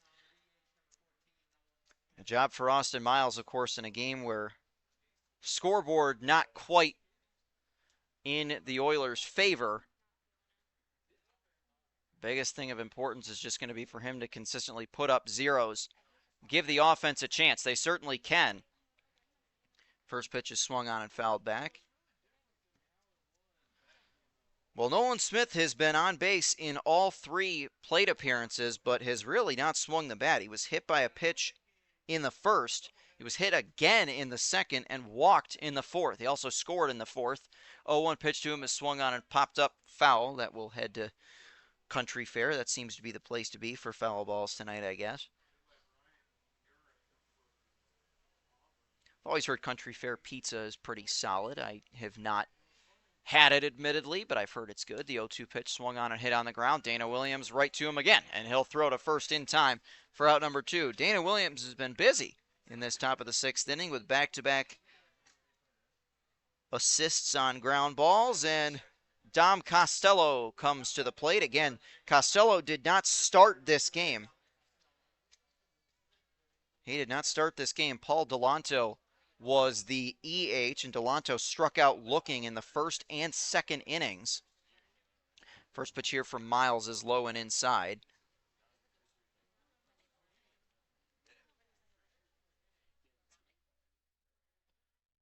Miles into the windup, and the 1-0 pitch low and inside, and Brady Smith had to reach that. A heater from Austin, just going a little bit haywire, and behind 2-0 on Costello. Again, Dom Costello batting just 167. He pops this one up on the infield. Who wants it? Aiden Coburn over at third will drop it.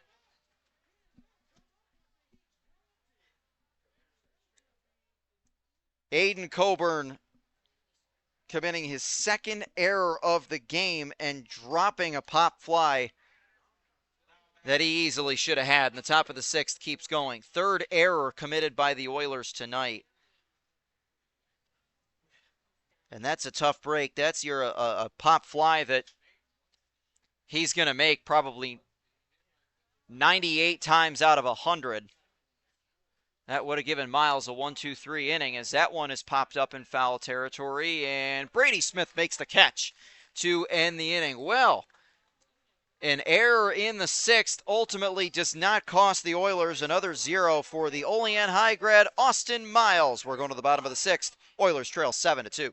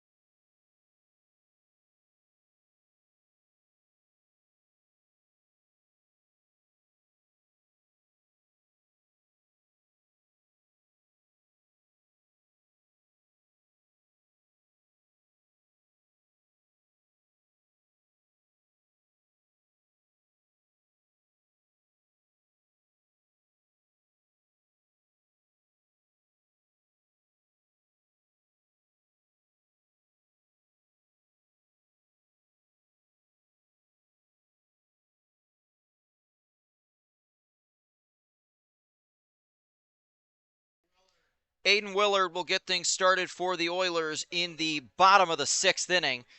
The left-hander Jack Santee out there for another inning of work. It'll be Willard followed by Brady Smith and the DH Jack Painter as some fireworks go off near Bradner Stadium. Some early celebrations of 4th of July weekend. Maybe they're having a hot dog eating contest too, although it would pale in comparison to the Coney Island contest. No Joey Chestnut, not worth it. First pitch to Aiden Willard, swung on and sent foul over top of the Jamestown dugout.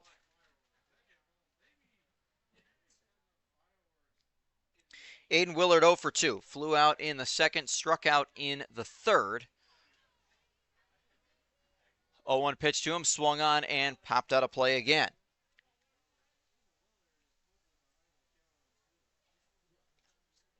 We are a little bit past the 2-hour mark. Temperature has maybe slightly dropped. It's dropped a little bit down to about 84. Again, Olean still in a heat advisory. 0-2 pitch, swung on and hit to center. That's going to get down for a base hit. Willard leads off the bottom of the 6th with the Oilers' 3rd hit of the night, his first. So the leadoff man has reached, and we'll see what they can do with it. Here comes Brady Smith. Smith popped out softly to center back in the 2nd inning, was hit by a pitch and scored in the 4th. Aiden Willard has only stolen 1 base this year. That's a bit surprising, but we'll see if he thinks about going. First pitch to Brady Smith is low for a ball.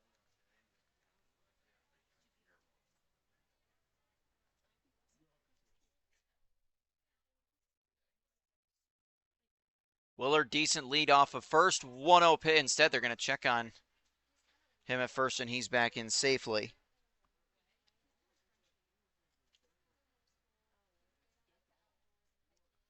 3 RBIs this year for Brady Smith. This is his 11th start, 12th game. Smith swings and hits this one into left. That will be caught out and left by C.J. Dugan for out number 1.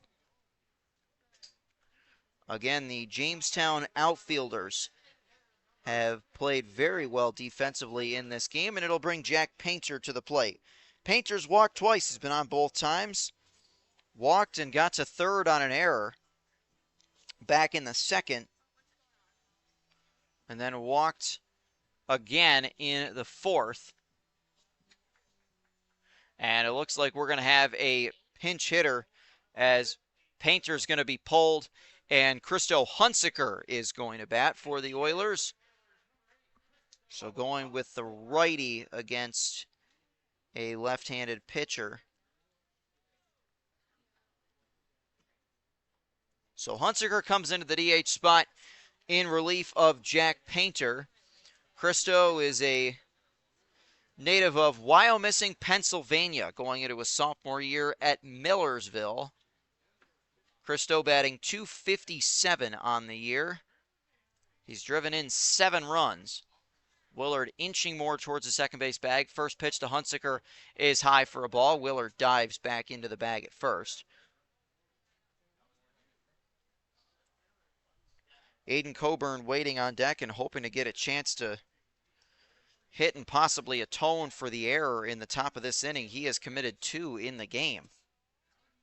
That last one ultimately did not come back to hurt the Oilers, though. The 1-0 pitch, low, ball 2.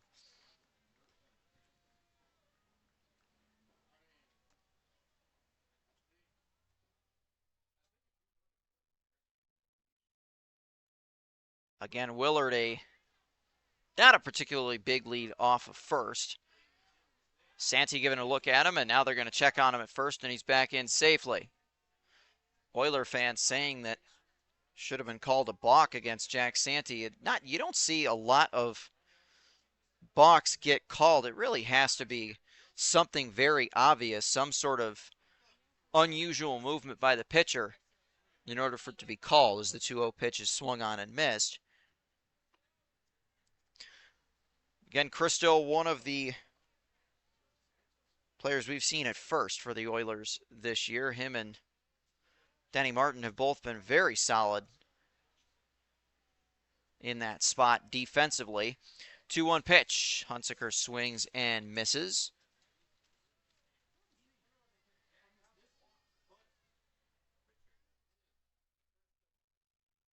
Oilers trying to see if they can inch a little bit closer, trailing 7-2 here in the bottom of the 6th.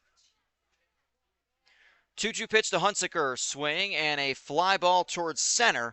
Grant Moore coming on. He will make the catch for out number 2.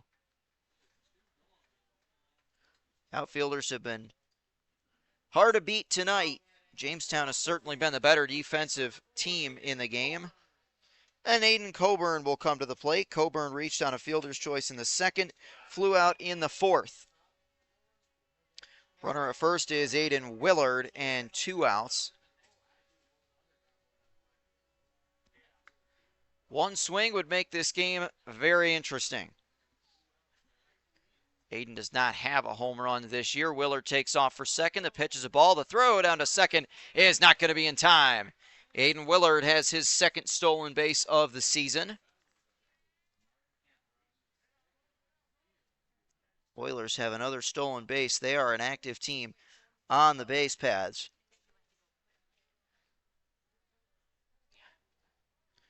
Very good base running team as well. Santee into the windup, the 1-0 pitch. Swung on and fouled back. That one will head into the street.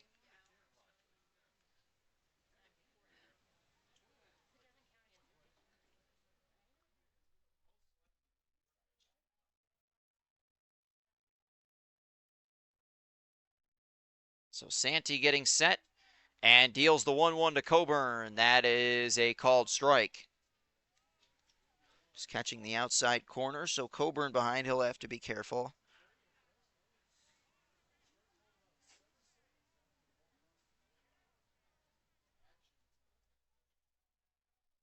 Santee has the sign he wants, the 1-2 pitch. Low, ball 2. Coburn trying to extend this at bat, get himself on base any way possible to bring up Dana Williams. Dana's got an RBI tonight. Drove in Olean's 2nd run. 2-2 pitch to Coburn, low, ball 3. Oilers as a team have 3 hits. Aiden Willard led off this inning with a single and is standing at 2nd base now. 3-2 pitch to Coburn. That skips in the dirt, ball 4, and Coburn draws a 2-out walk. So now with 2 on, the shortstop Dana Williams comes to the plate. Dana has flown out twice, but the 2nd flyout was a productive one.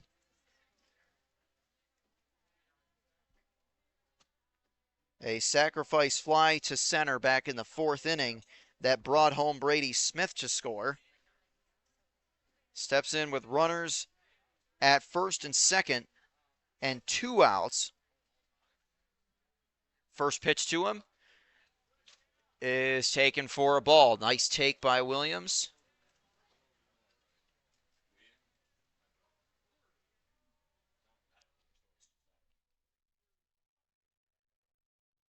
Both runners have their leads. Willard breaks for 3rd. Williams swings and fouls it off. So Willard's going to have to head back. Oilers go with the hit and run, or try to go with it, but ultimately Willard will have to head back.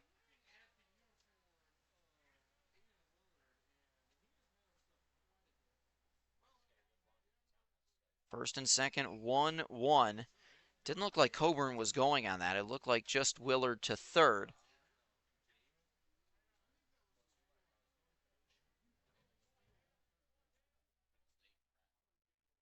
Williams is set. 1-1 pitch to him. Swung on and chopped foul.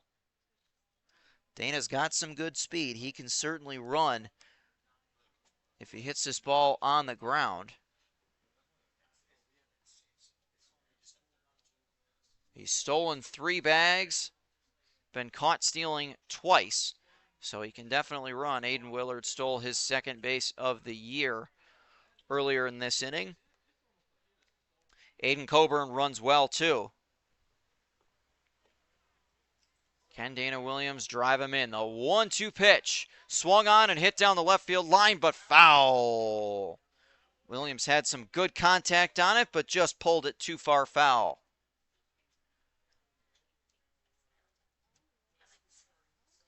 So he'll do it again, 1 and 2, as both runners will retreat back to their stations at first and second.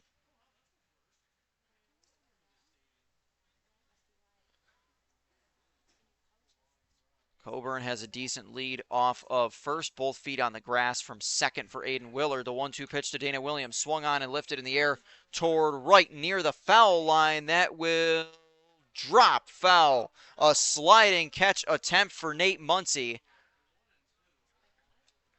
Certainly a nice attempt at it for Muncy, but ultimately not able to make the sliding catch. Well, we've got some score updates from across the PGCBL, and if history is an indicator across the league, Oilers certainly like what they're seeing with some come from behind action happening top of the 7th in Newark in a game that the Pilots trailed the Elmira Pioneers 9-1 earlier. Newark has scored 6 unanswered runs. That's now a 2-run game, 9-7. And the top of the 7th in Geneva, the Red Wings trail the Niagara Falls Americans. They've rallied to take a 6-5 lead as the 1-2 pitch is swung on and missed, and the Oilers are out of luck in the bottom of the 6th. 1 hit and 1 walk, but nothing else doing for the Oilers in the bottom of the 6th. We'll make our way to the 7th here at Bradner Stadium. Jamestown leads the Oilers 7-2.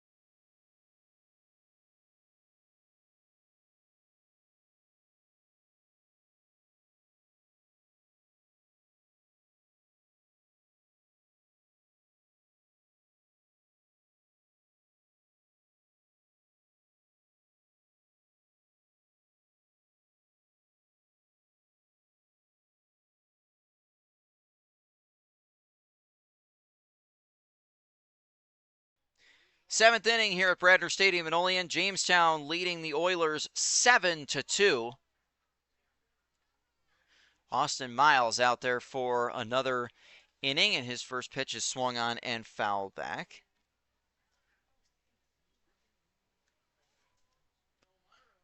So Tito Kiefer is the man at the plate. He's been on base all 3 times. Drew a bases-loaded walk back in the first inning as he takes the 1-1 pitch outside ball 2. That drove in Jamestown's first run. Kiefer also walked in the 3rd inning and reached on an error in the 4th. 2-1 pitch misses, 3-1. It'll be Kiefer followed by Heath Fetchick and James Dixon. 3-1 pitch from Miles, strike 2. Miles trying to put up another 0 and send us to the stretch. He almost had a 1-2-3 6th inning. Fielding error over at 3rd by Aiden Coburn, but ultimately was able to get out of it. That one's hit sharply up the middle, a base hit. Tito Kiefer's on base for the 4th time tonight, and the 5th hit of the game for Jamestown.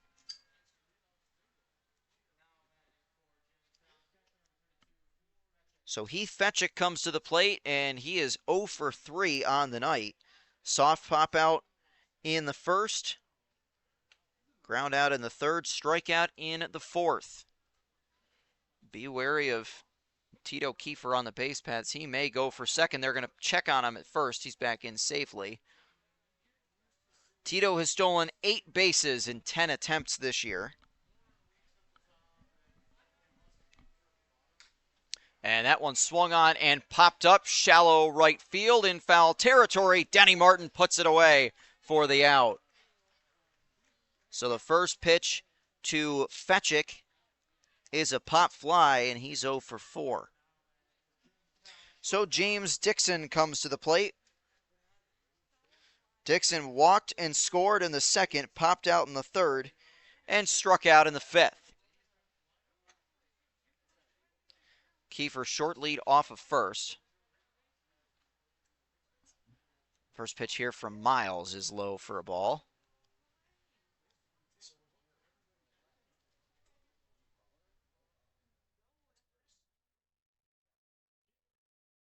Again, pretty short lead for Tito Kiefer off of first. 1-0 pitch from Miles is in there for a called strike.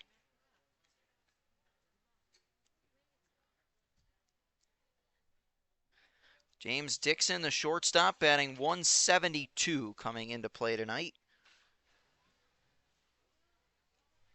1-1 pitch is outside.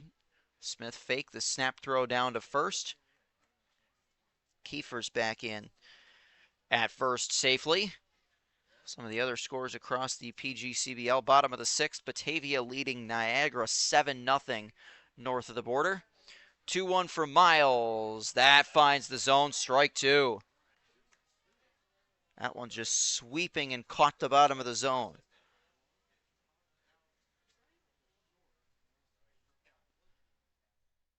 Game in Glens Falls looks to be heading for 10-run rule territory. Kiefer fakes towards first. That pitch in the dirt. Kiefer doesn't go.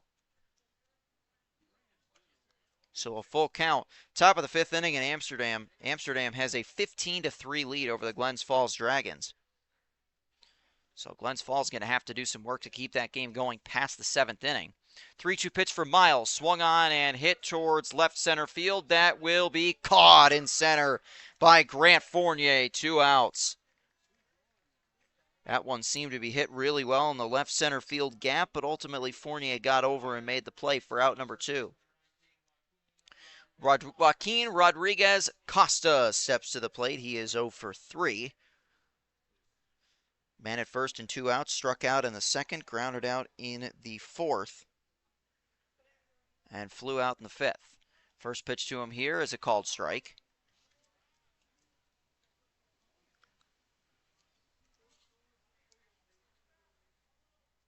This is the most we've seen Austin Miles pitch this year. 0-1 is swung on and hit foul. So the Oilers started Chris Laeta in the game. Laeta was pulled for Bryson Huar in the second inning. Huar pitched the rest of the second and the third. Mark Holm pitched in the fourth. And it's been Austin Miles since then. The 0-2 pitch is fouled away. Miles came in at the start of the fifth inning.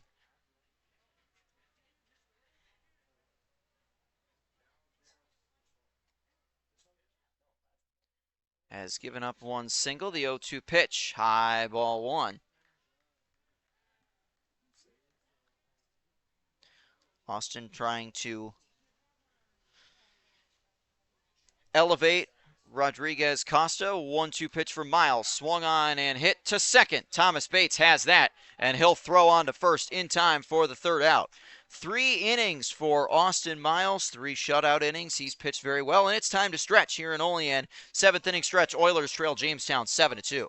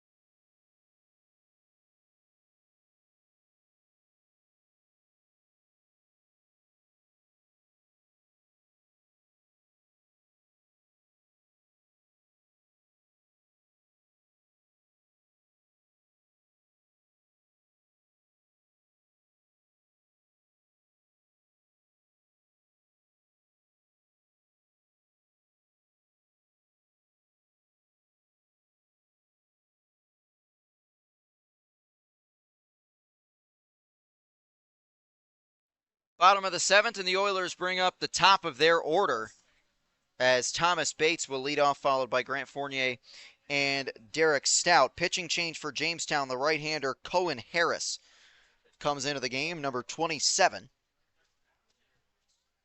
And the first pitch from Harris, that one misses outside.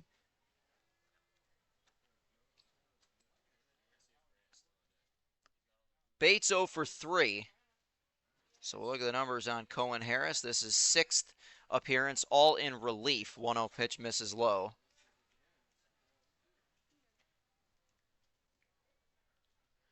Cohen 0-1 in 7 1/3 innings of work. Opponents batting .394 off of him, an ERA of 12.27. 2-0 pitch to Bates. That one catches the corner for a strike. Oilers top of the order trying to get some things rolling before it gets too late in this one. They trail 7-2. The 5-run top of the 4th. The difference in the game. 2-1 pitch high and inside. Ball 3. That one just sailed on Harris.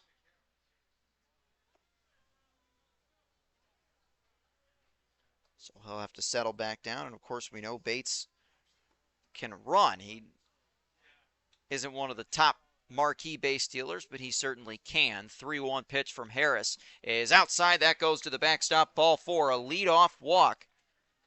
And that's the trouble that you sometimes see with pitchers coming in fresh out of the bullpen. It can take a little bit to locate the strike zone. And we see that there. Bates is on base for the first time in the game.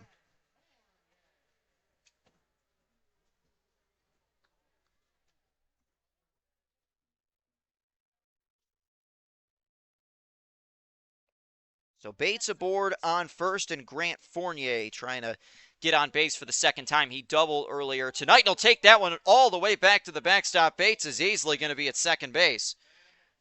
That one missed low and inside by quite a bit, and the Oilers have one in scoring position. So the wild pitch allows the Oilers second baseman to advance.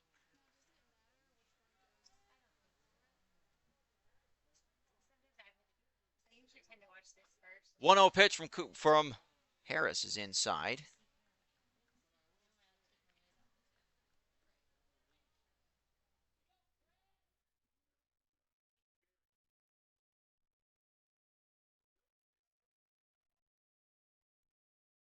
Harris looking behind him. 2-0 pitch to Fournier. That's inside. That goes to the backstop, and Bates is going to head for third. So the Oilers maybe taking advantage and capitalizing, can potentially get something cooking here in the bottom of the 7th.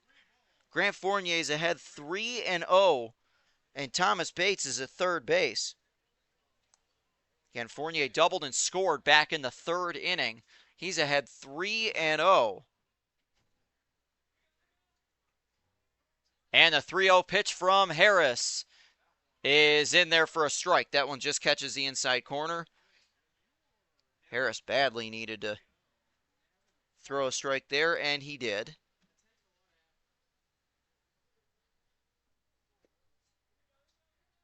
Harris back into it. 3-1 pitch. That's low. Ball 4. Bates will head back to third. He won't advance on one that momentarily got away from Fetchick.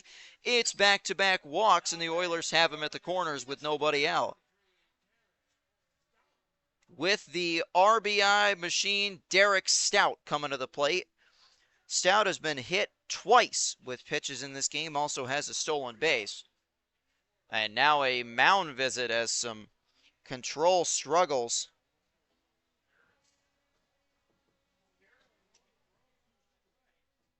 Ten pitches thrown by Cohen Harris, only 2 of them strikes.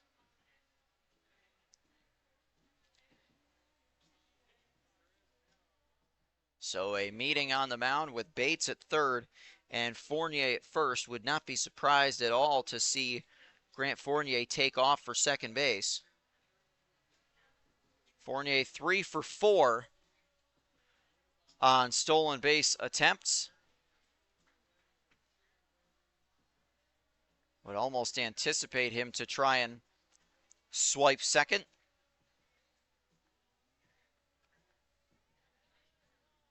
And see if potentially Bates would think about heading home if the throw went down to second. Fournier taking a few steps towards second. Harris into the windup. That one low, ball one. The other thing, too, is, seeing the control issues, maybe Fournier doesn't go for second. Sees if he can get there on a free pass anyways. 1-0 pitch. That one is outside. Snap throw back down to first, and the ball gets away. It rolls into right field. Bates is going to score. Fournier racing around second. He's going to be into third safely. And that throw nearly sailed away, too. A really nice catch by Eric Weeks. So the throw got away from the first baseman, Rodriguez, cost a second error of the game. And a run scores. Not to mention it's 2-0. And it's 7-3.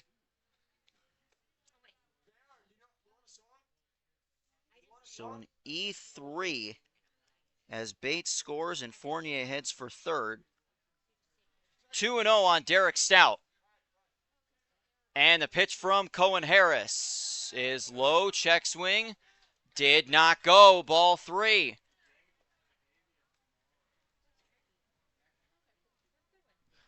Really seeing some control issues, and Jamestown's got a righty throwing in the bullpen in case Harris needs to be pulled here. 3-0 pitch to Stout. Ball 4 up high. 3 straight walks into the game, and that one a 4-pitch walk. Jamestown's got to think about getting him out of there before this gets too much worse. As Denny Martin will bat with runners at the corners and nobody out.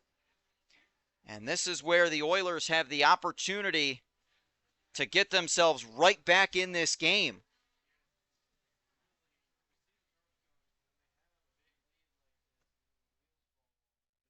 They'll check on Stout at first. He is back in safely. Grant Fournier at third runs very well. Anything back to the backstop, he's probably coming home to score. And we have seen that happen a couple of times. Harris into the windup. That one inside. Great stop by Heath Fetchick. That's ball 1. Just 2 strikes. 15 pitches. 13 of them have missed the strike zone. 1-0 pitch. That one catches the zone. Needed to throw a strike there badly to get himself back into it, and he does. Denny Martin walked in the first, grounded out in the third, walked again in the 5th. 1 ball and 1 strike to him. The pitch from Harris. Stout takes off. Pitch is low. Throw to third is not going to be in time, and actually faked the throw, never threw down. Derek Stout has his 2nd stolen base of the game, and the Oilers have 2 in scoring position. And a smart decision by Fetchick to not throw that, as with the way things have gone, last thing you want is to throw that away and have more runs potentially come home to score on a defensive miscue. 2-1 pitch, low, ball 3. Cohen Harris is really getting into some trouble. Again, activity in the Jamestown pen.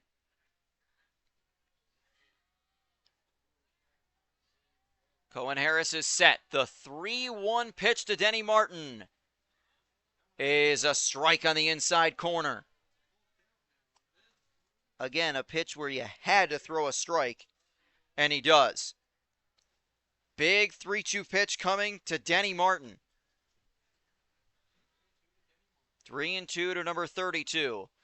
The pitch from Harris. Swing, and that one is popped up into shallow left. And they can't find it in left, but making the catch. Fournier tags and comes home. The throw to the plate sails all the way to the backstop. A run will score, and Derek Stout goes to third. So give Denny Martin the sac fly, and it's a 7-4 game. And Cooper Tarley comes to the plate, now 7-4. Denny Martin driving in his 7th run of the year.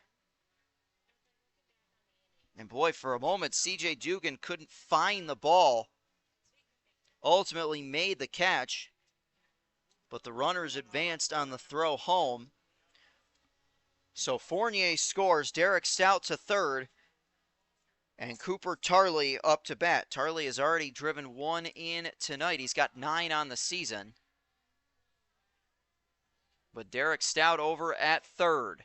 First pitch to him. Strike called.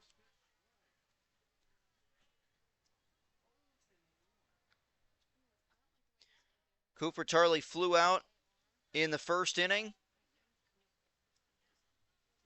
Singled home a run and stole a base back in the third.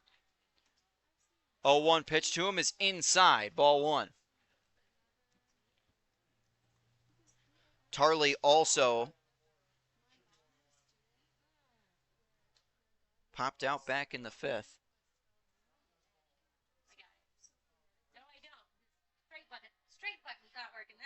1-1 pitch, low, ball two.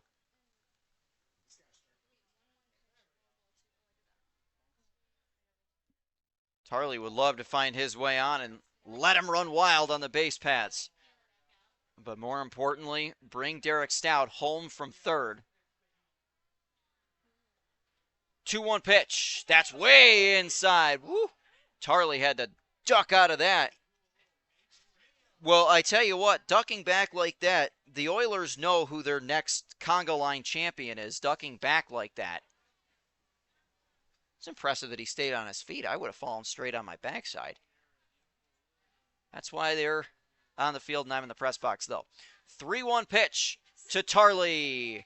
Inside, ball four, and Tarley draws the one-out walk. So Cooper in a position where he could head for second, and I can't imagine he doesn't.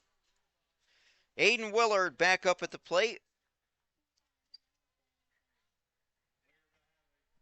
And now it looks like a mound visit, and this might be it for Cohen Harris. I would not be surprised if they ended up taking him out, and they will. So Cohen Harris exits after a rough seventh inning, does get one out, but 2 runs come home to score, and 2 more are aboard. The tying run is coming to the plate in the bottom of the 7th, and we'll see who Jamestown turns to out of their bullpen. Looks like they're going to bring in number 13, Logan Price. So Logan Price will come into pitch, and as he completes his warm-up tosses, we will step aside.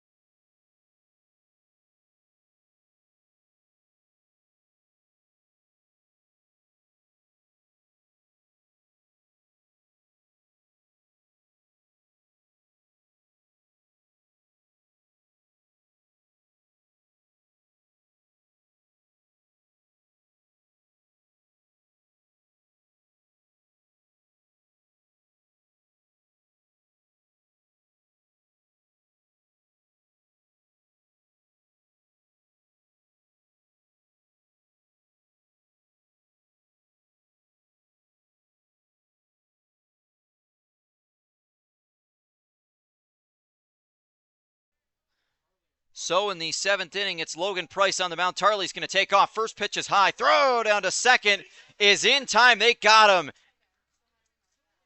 And Cooper might have hurt himself sliding into second base. Boy, Tarley, a very rare caught stealing.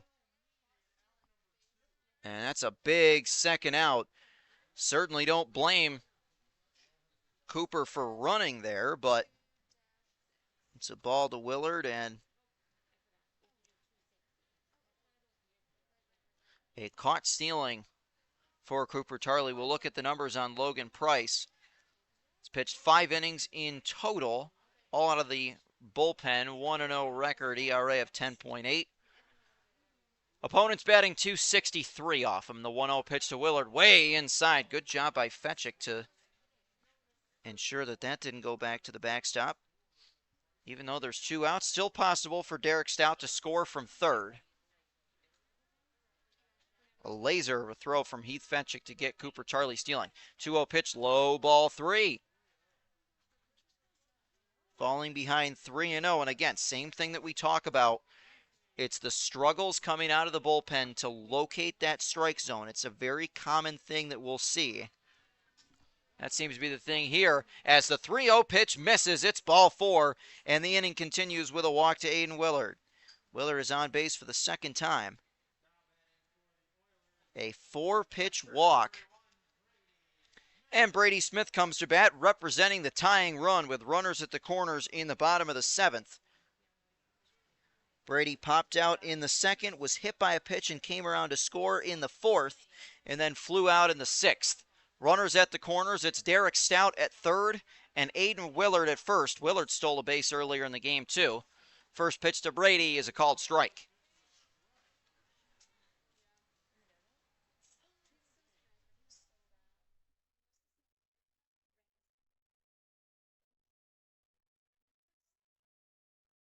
Price gives a nod to his catcher Fetchick. The 0-1 pitch, that's inside, ball 1. Christo Hunsaker came in relief of Jack Painter in the DH spot, and he is on deck. We'll see if he'll bat in this inning. 1-1 to Brady is a called strike.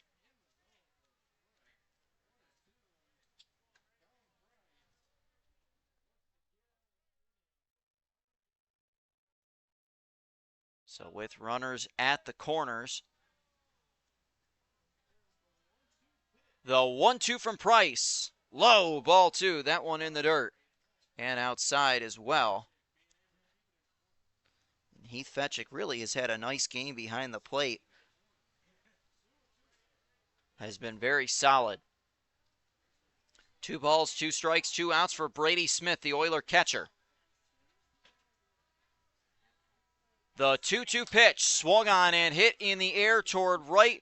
Going back is Muncy. He will settle under it and make the catch. Oilers leave 2 on, but do bring 2 home to score. And we've got a brand new ball game heading to the 8th at Bradner Stadium. Oilers trail 7-4.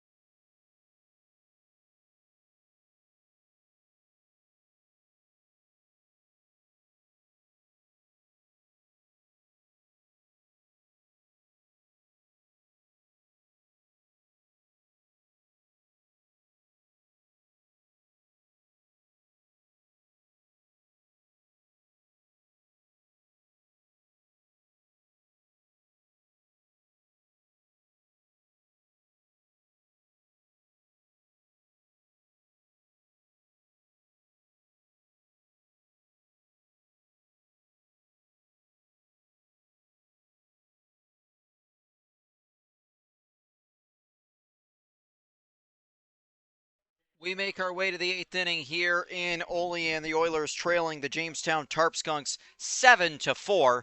A new arm on the mound. Aiden Coburn shifts over from third base to be on the mound, and the first pitch is a strike. It's C.J. Dugan, the 10-spot hitter at the plate. Logan Coslin into the game over at third. 0-1 from Coburn, high, ball one. Aiden, of course, we've seen him both pitch and play over at third quite a bit.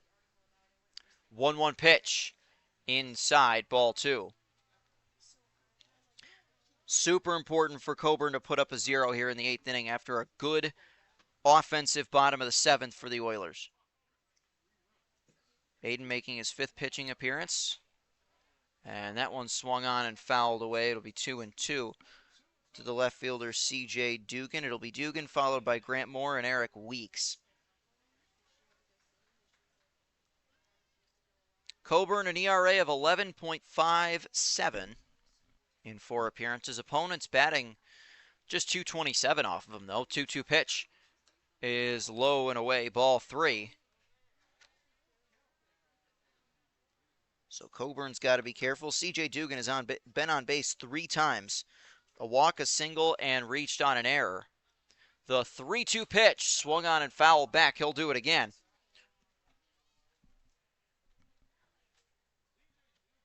And if Coburn can put up a 0 in this inning, can really start to feel the momentum shifting Olean's way. But Coburn's got to do his job on the mound first. The 3-2 pitch from Aiden. Swing, and that one is hit in toward right center and caught by Cooper Tarley for out number 1. Tarley did a good job to range over and make the grab, and will recycle to the top of the order.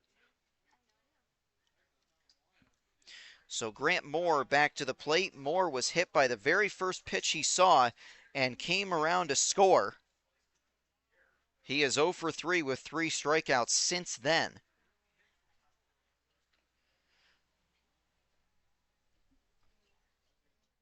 Coburn's gotten on base a couple of times himself. Defensively, not the night he wanted over at third base as the first pitch misses high. Coburn committing 2 defensive errors at the hot corner, 2 of the Oilers' 3.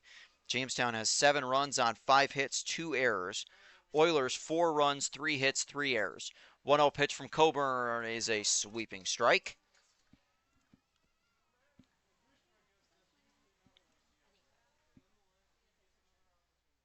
Again, that's Logan Coslin into the game at third base for the Oilers. Has been phenomenal defensively for them. 1-1 pitch, low and inside, and then hit him. Grant Moore hit by a pitch for the 2nd time in the game. And that's a tough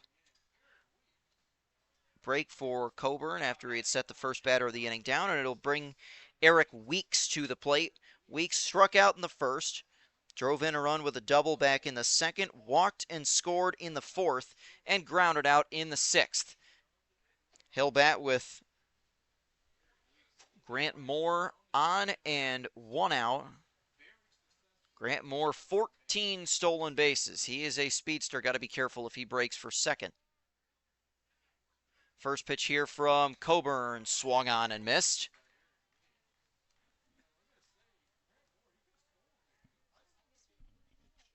Oilers have cut the deficit to 3 after trailing 7-1. If not for that 5-run outburst in the 4th inning, Oilers, based on the other innings, would be ahead in this game. 0-1 pitch, runner goes, pitch is way outside, and Smith just has to focus on going back to get it. No throw, and a stolen base for Grant Moore, his 15th of the year. Moore able to snag second base on the pitch that missed the strike zone, a little bit low and away. 1-1 pitch, swing and a miss. Coburn's gotten a couple of good swing and misses. We'll see if he can finish off Weeks. Runner in scoring position, of course, now both feet on the grass for Grant Moore. The 1-2 pitch from Coburn. That skips in the dirt, ball 2. Try to get him to chase at something down low. Ultimately unsuccessful.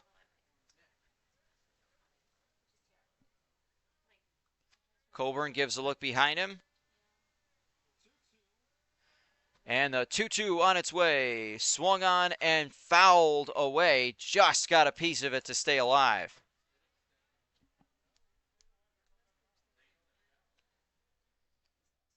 So Weeks getting a piece of it to stay alive in the at-bat. Still 2 balls and 2 strikes. We are right about at the 3-hour mark of this game. Jamestown leading the Oilers 7-4. And Coburn's going to step off before firing the 2-2 pitch. He'll take a look at Grant Moore, the speedster, at second.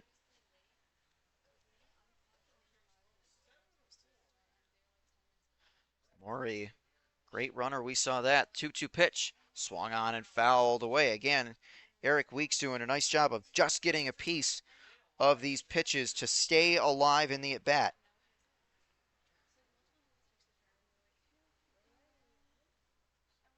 Oilers trying to put up a 0 in this 8th inning and let the offense go right back to work in the bottom of the 8th. And not sure who we'll see. I would assume Logan Price will come back on the mound because there's no activity in the Jamestown bullpen. 2-2 pitch from Coburn. Swung on, and did he get him to swing and miss? No, he did. Got a piece of it again. Third straight time that Eric Weeks has gotten a piece of it. Coburn trying to finish off Eric Weeks in what has been a pretty lengthy at-bat. And the 2-2 pitch from Coburn. Swing and a miss. He got him that time. Coburn picks up his first strikeout, and that's out number 2. Weeks strikes out for the second time. And that'll bring up Nolan Smith to the plate. With 2 outs, trying to finish this off. Nolan Smith has been hit by 2 pitches tonight, also walked and scored back in the 4th. Smith swings and misses at the first pitch. Might have gotten a piece of it. Either way, it's strike 1.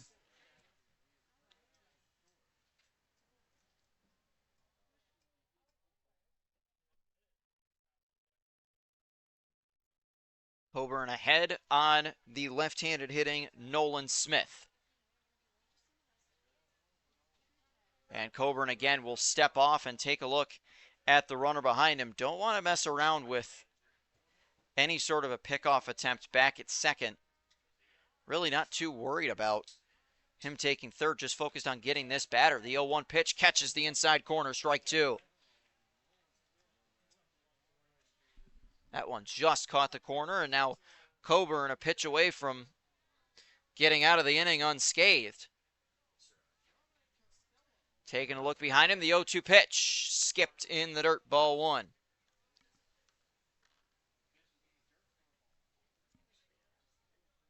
This has been a very entertaining game.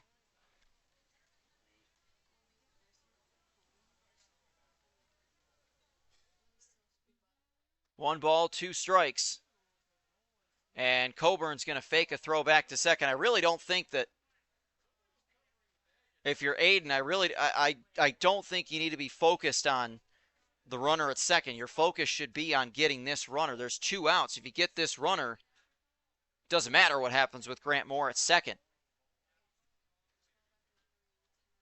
Just focus on throwing a strike here. 1-2 pitch. Swung on and sent down the right field line. That's a base hit. That's going to roll all the way down to the wall. Grant Moore will score. Smith around second. He's heading for third. The throw from Bates is in lots of time. So trying to stretch a double into a triple. Nolan Smith is thrown out, but does drive in a run. We'll make our way to the bottom of the 8th. Jamestown leading the Oilers now 8-4.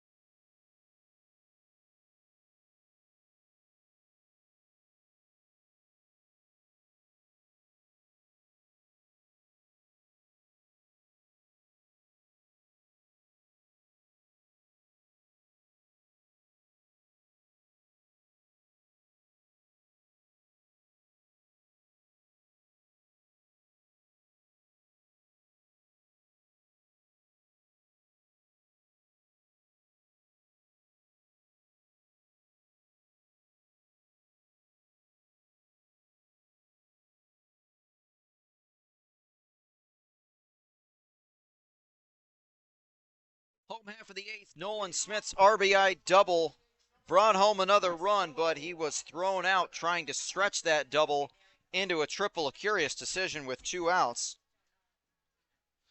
So the 8, 9, and 10 hitters due up for the Oilers, and Christo Hunsaker will get it started.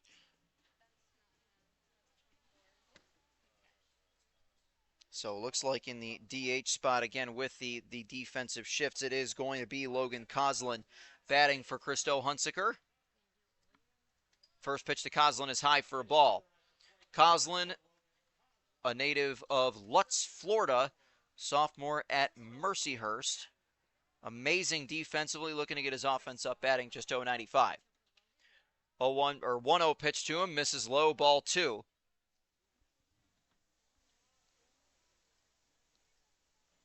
So Coslin batting in the 8th spot. Logan Price out there for another inning. 2-0 pitch, swung on and fouled back. I went headed into State Street and hopefully didn't collide with any moving traffic. 2 balls and a strike to Coslin. Get after him, we'll see Aiden Coburn and Dana Williams. 2-1 pitch. That one is high, ball 3. So Coslin ahead. Logan does not have a stolen base.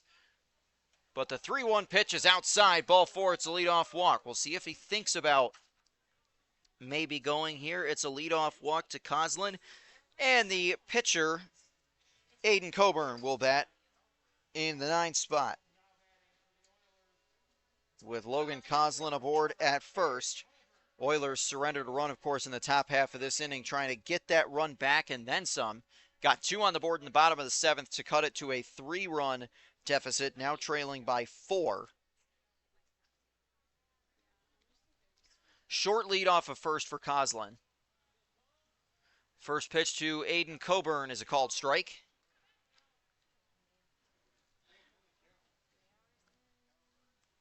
Coburn reached on a fielder's choice in the 2nd, flew out in the 4th, walked in the 6th. 0-1 pitch to him, big swing, and he fouled it away, 0-2.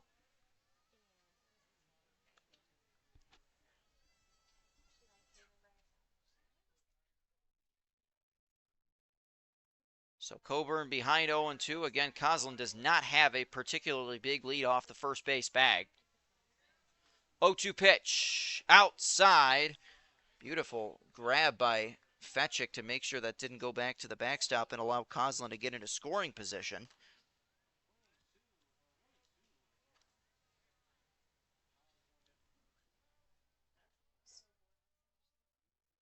One ball and 2 strikes. The pitch from Price. A swing, and that one back to Price. Throw to second in time for 1. On to first, and he got him. Coburn grounds into the double play. And that's what you couldn't have for the Oilers after the leadoff walk. A 1-6-3 double play off of Coburn's bat. And that neutralizes the runner on base threat, but Dana Williams coming up now. Williams flew out in the 2nd.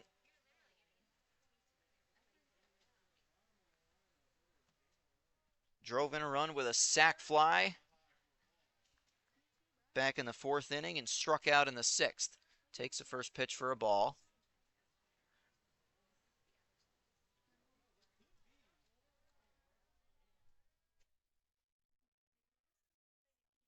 One 0 pitch in the zone for a called strike.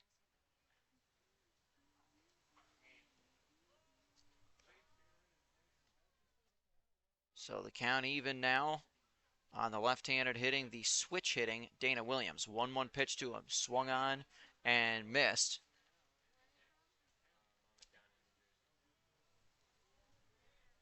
Dana just came up empty on that one. 1 ball and 2 strikes.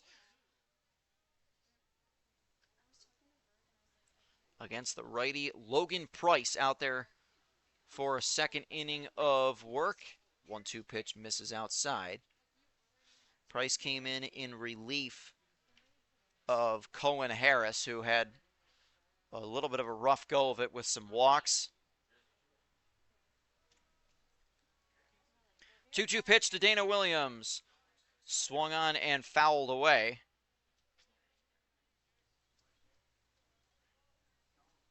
Dana just got a piece of that to stay alive.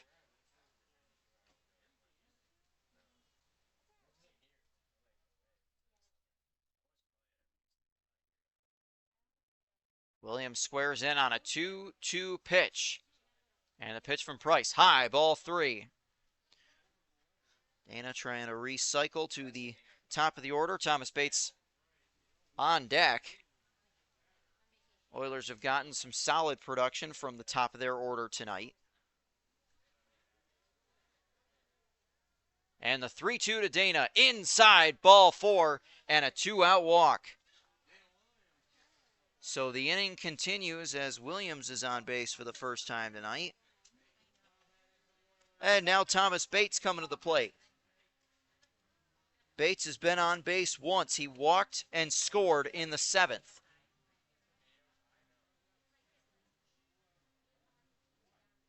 But looking at Dana Williams, he's stolen 3 bases this year in 5 attempts. See if he thinks about going with Bates at the plate. Oilers trying to claw back in it before heading to the 9th. First pitch from Price, low, ball 1.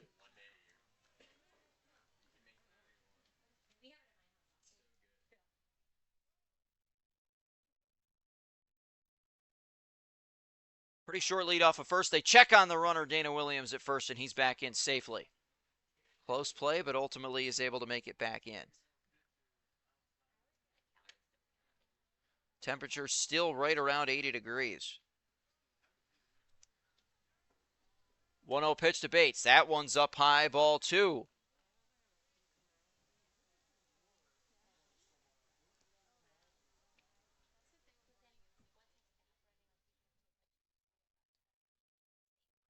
We'll see if Dana expands his lead from first. It's not a particularly big lead. 2-0 pitch incoming to Bates. That one outside and low, ball 3.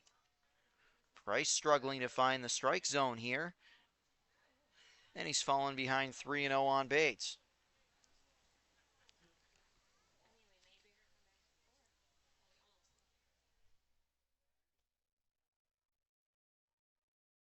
Price into the windup. The 3-0 pitch is a called strike. Bates thought it was ball 4. Just caught the corner for strike 1. Looking around the PGCBL, some of the other scores around the league. First, the 3-1 to Thomas Bates is fouled back.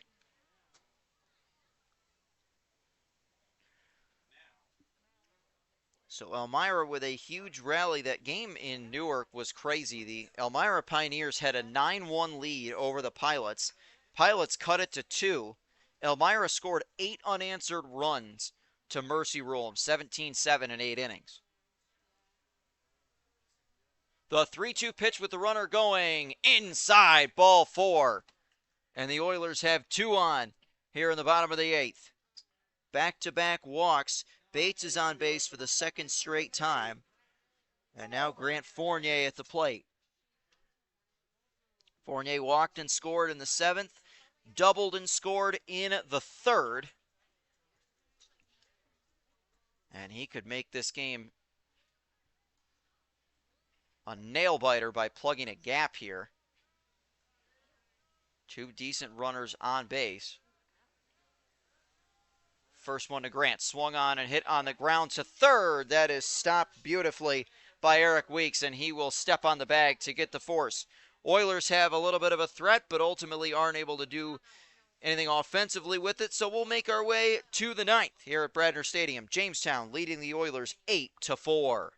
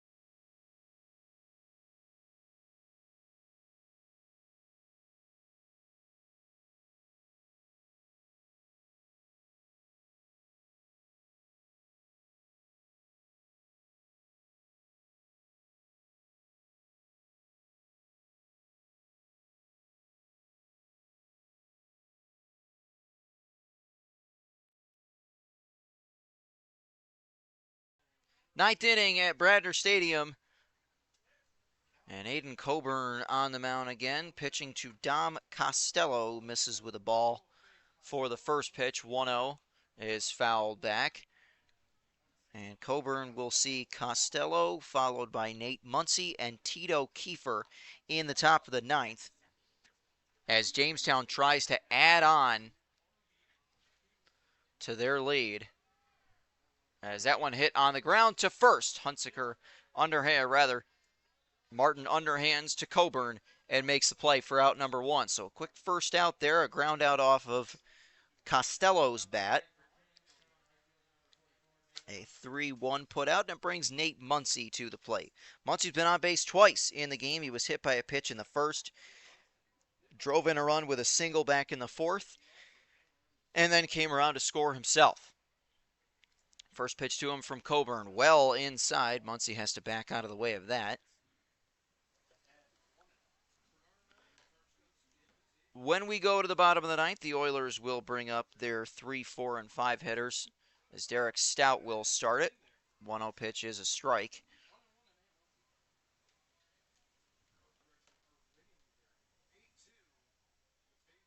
Both of these teams on the road tomorrow. 1-1 pitch is a sweeping strike at the bottom of the zone. Tarp Skunks are in Batavia for a 6:30 game against the Muck Dogs tomorrow. Oilers are north of the border for a 1 o'clock game against the Ironbacks. Thursday night, these two teams will meet right back here at Bradner Stadium. Again, a 6:30 start.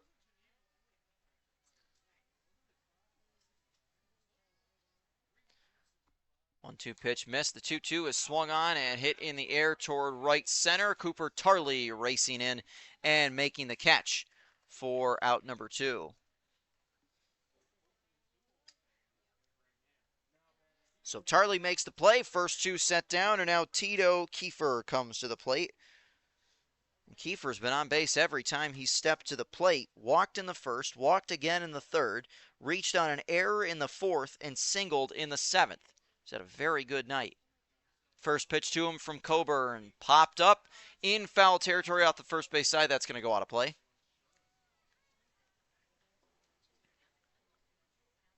That one clangs off the bleachers.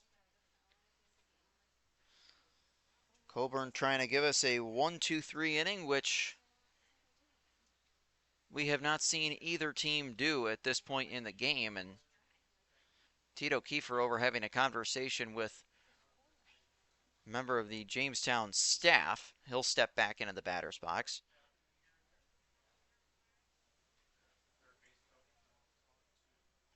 And the Oilers have plenty of home action on 4th of July weekend. The annual 4th of July afternoon home game as they take on the Dansville Gliders of the NYCBL. 0-1 pitch is up high.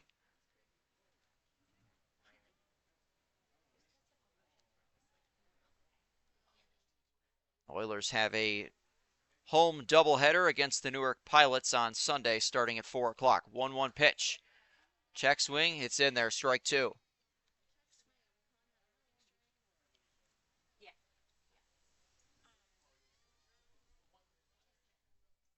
So 1 ball and 2 strikes. Coburn into the windup and the pitch. Swing and a miss. He struck him out.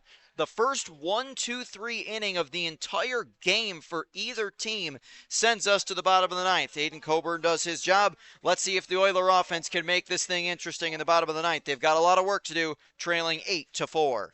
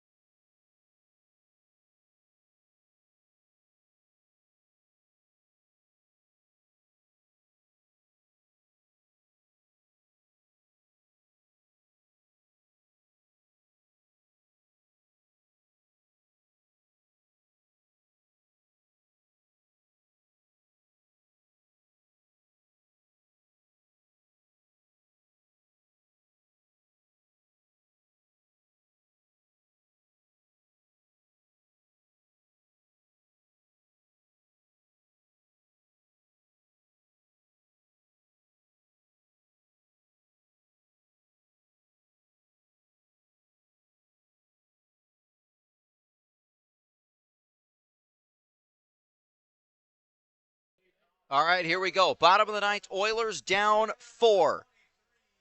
Derek Stout leading things off. He'll be followed by Denny Martin and Cooper Tarley. Again, Olean down by 4. Can they make something happen? Oilers have had a knack for the comeback this season. We'll see if they can do it again. Derek Stout has been on base 3 times. He's walked once and has been hit by 2 pitches. And he's hit by a 3rd pitch. The first pitch of the bottom of the 9th inning, and Stout is hit for the 3rd time tonight. Oilers have an early base runner here in the bottom of the 9th. Maybe that's a sign they can get something going. So Denny Martin comes to the plate. Martin walked in the 1st, grounded out in the 3rd, walked again in the 5th, drove in a run with a sac fly in the 7th. Derek Stout has stolen 2 bases in the game. We'll see if he thinks about going here.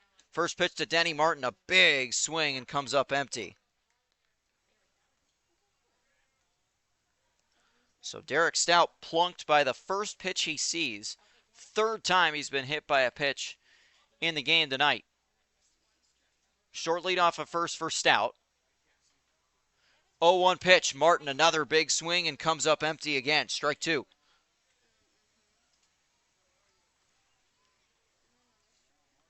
Cooper Tarley waiting on deck, hoping to come up with 2 runners on.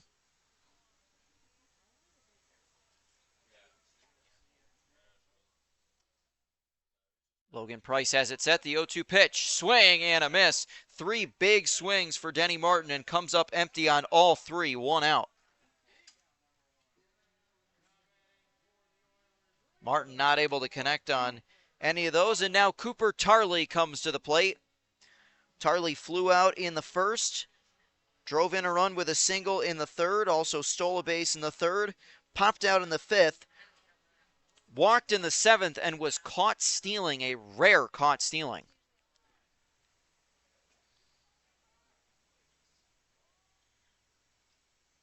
Price set. First pitch to Tarley. Low. Ball 1.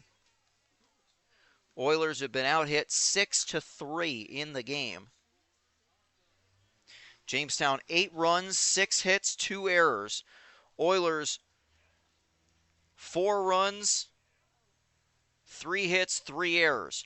1-0 pitch to Tarley is a called strike.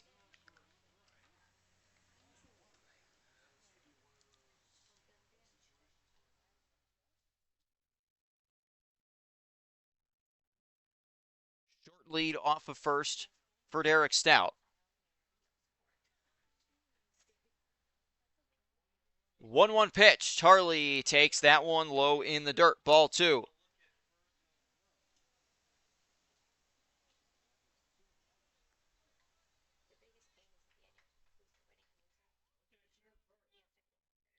Again, not a big lead off of first for Derek Stout. 2-1. The pitch to Cooper Tarley. Big swing and comes up empty. Oilers taking some big swings in the bottom of the 9th, just not connecting.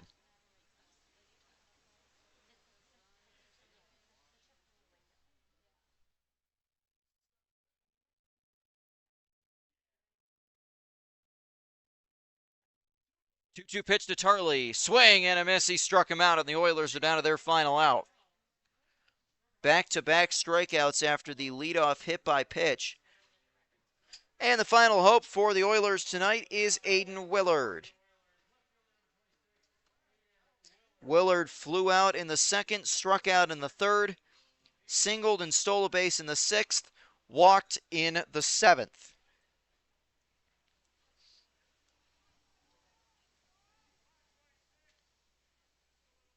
First pitch here to Willard is low, ball 1.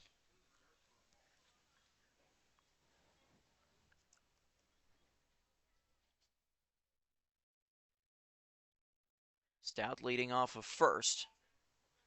1-0 to Willard. Strike called. That one just finds the zone.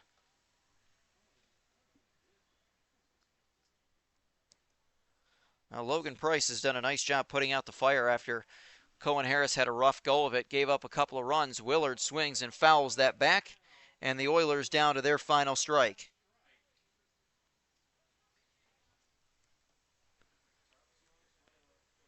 So a short lead off of first for Derek Stout. Willard's got to be careful on a 1-2 pitch. And the pitch from Price popped up foul territory. That'll go out of play. He'll get another shot.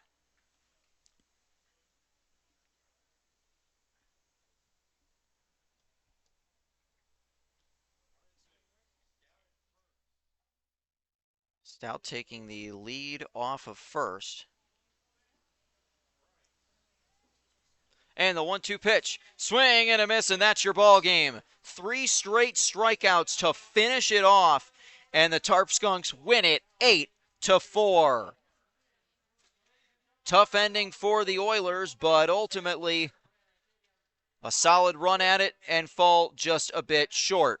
Jamestown advances to 16-6. They maintain their spot at the top of the West Division. Oilers drop below 500. They are 10-11.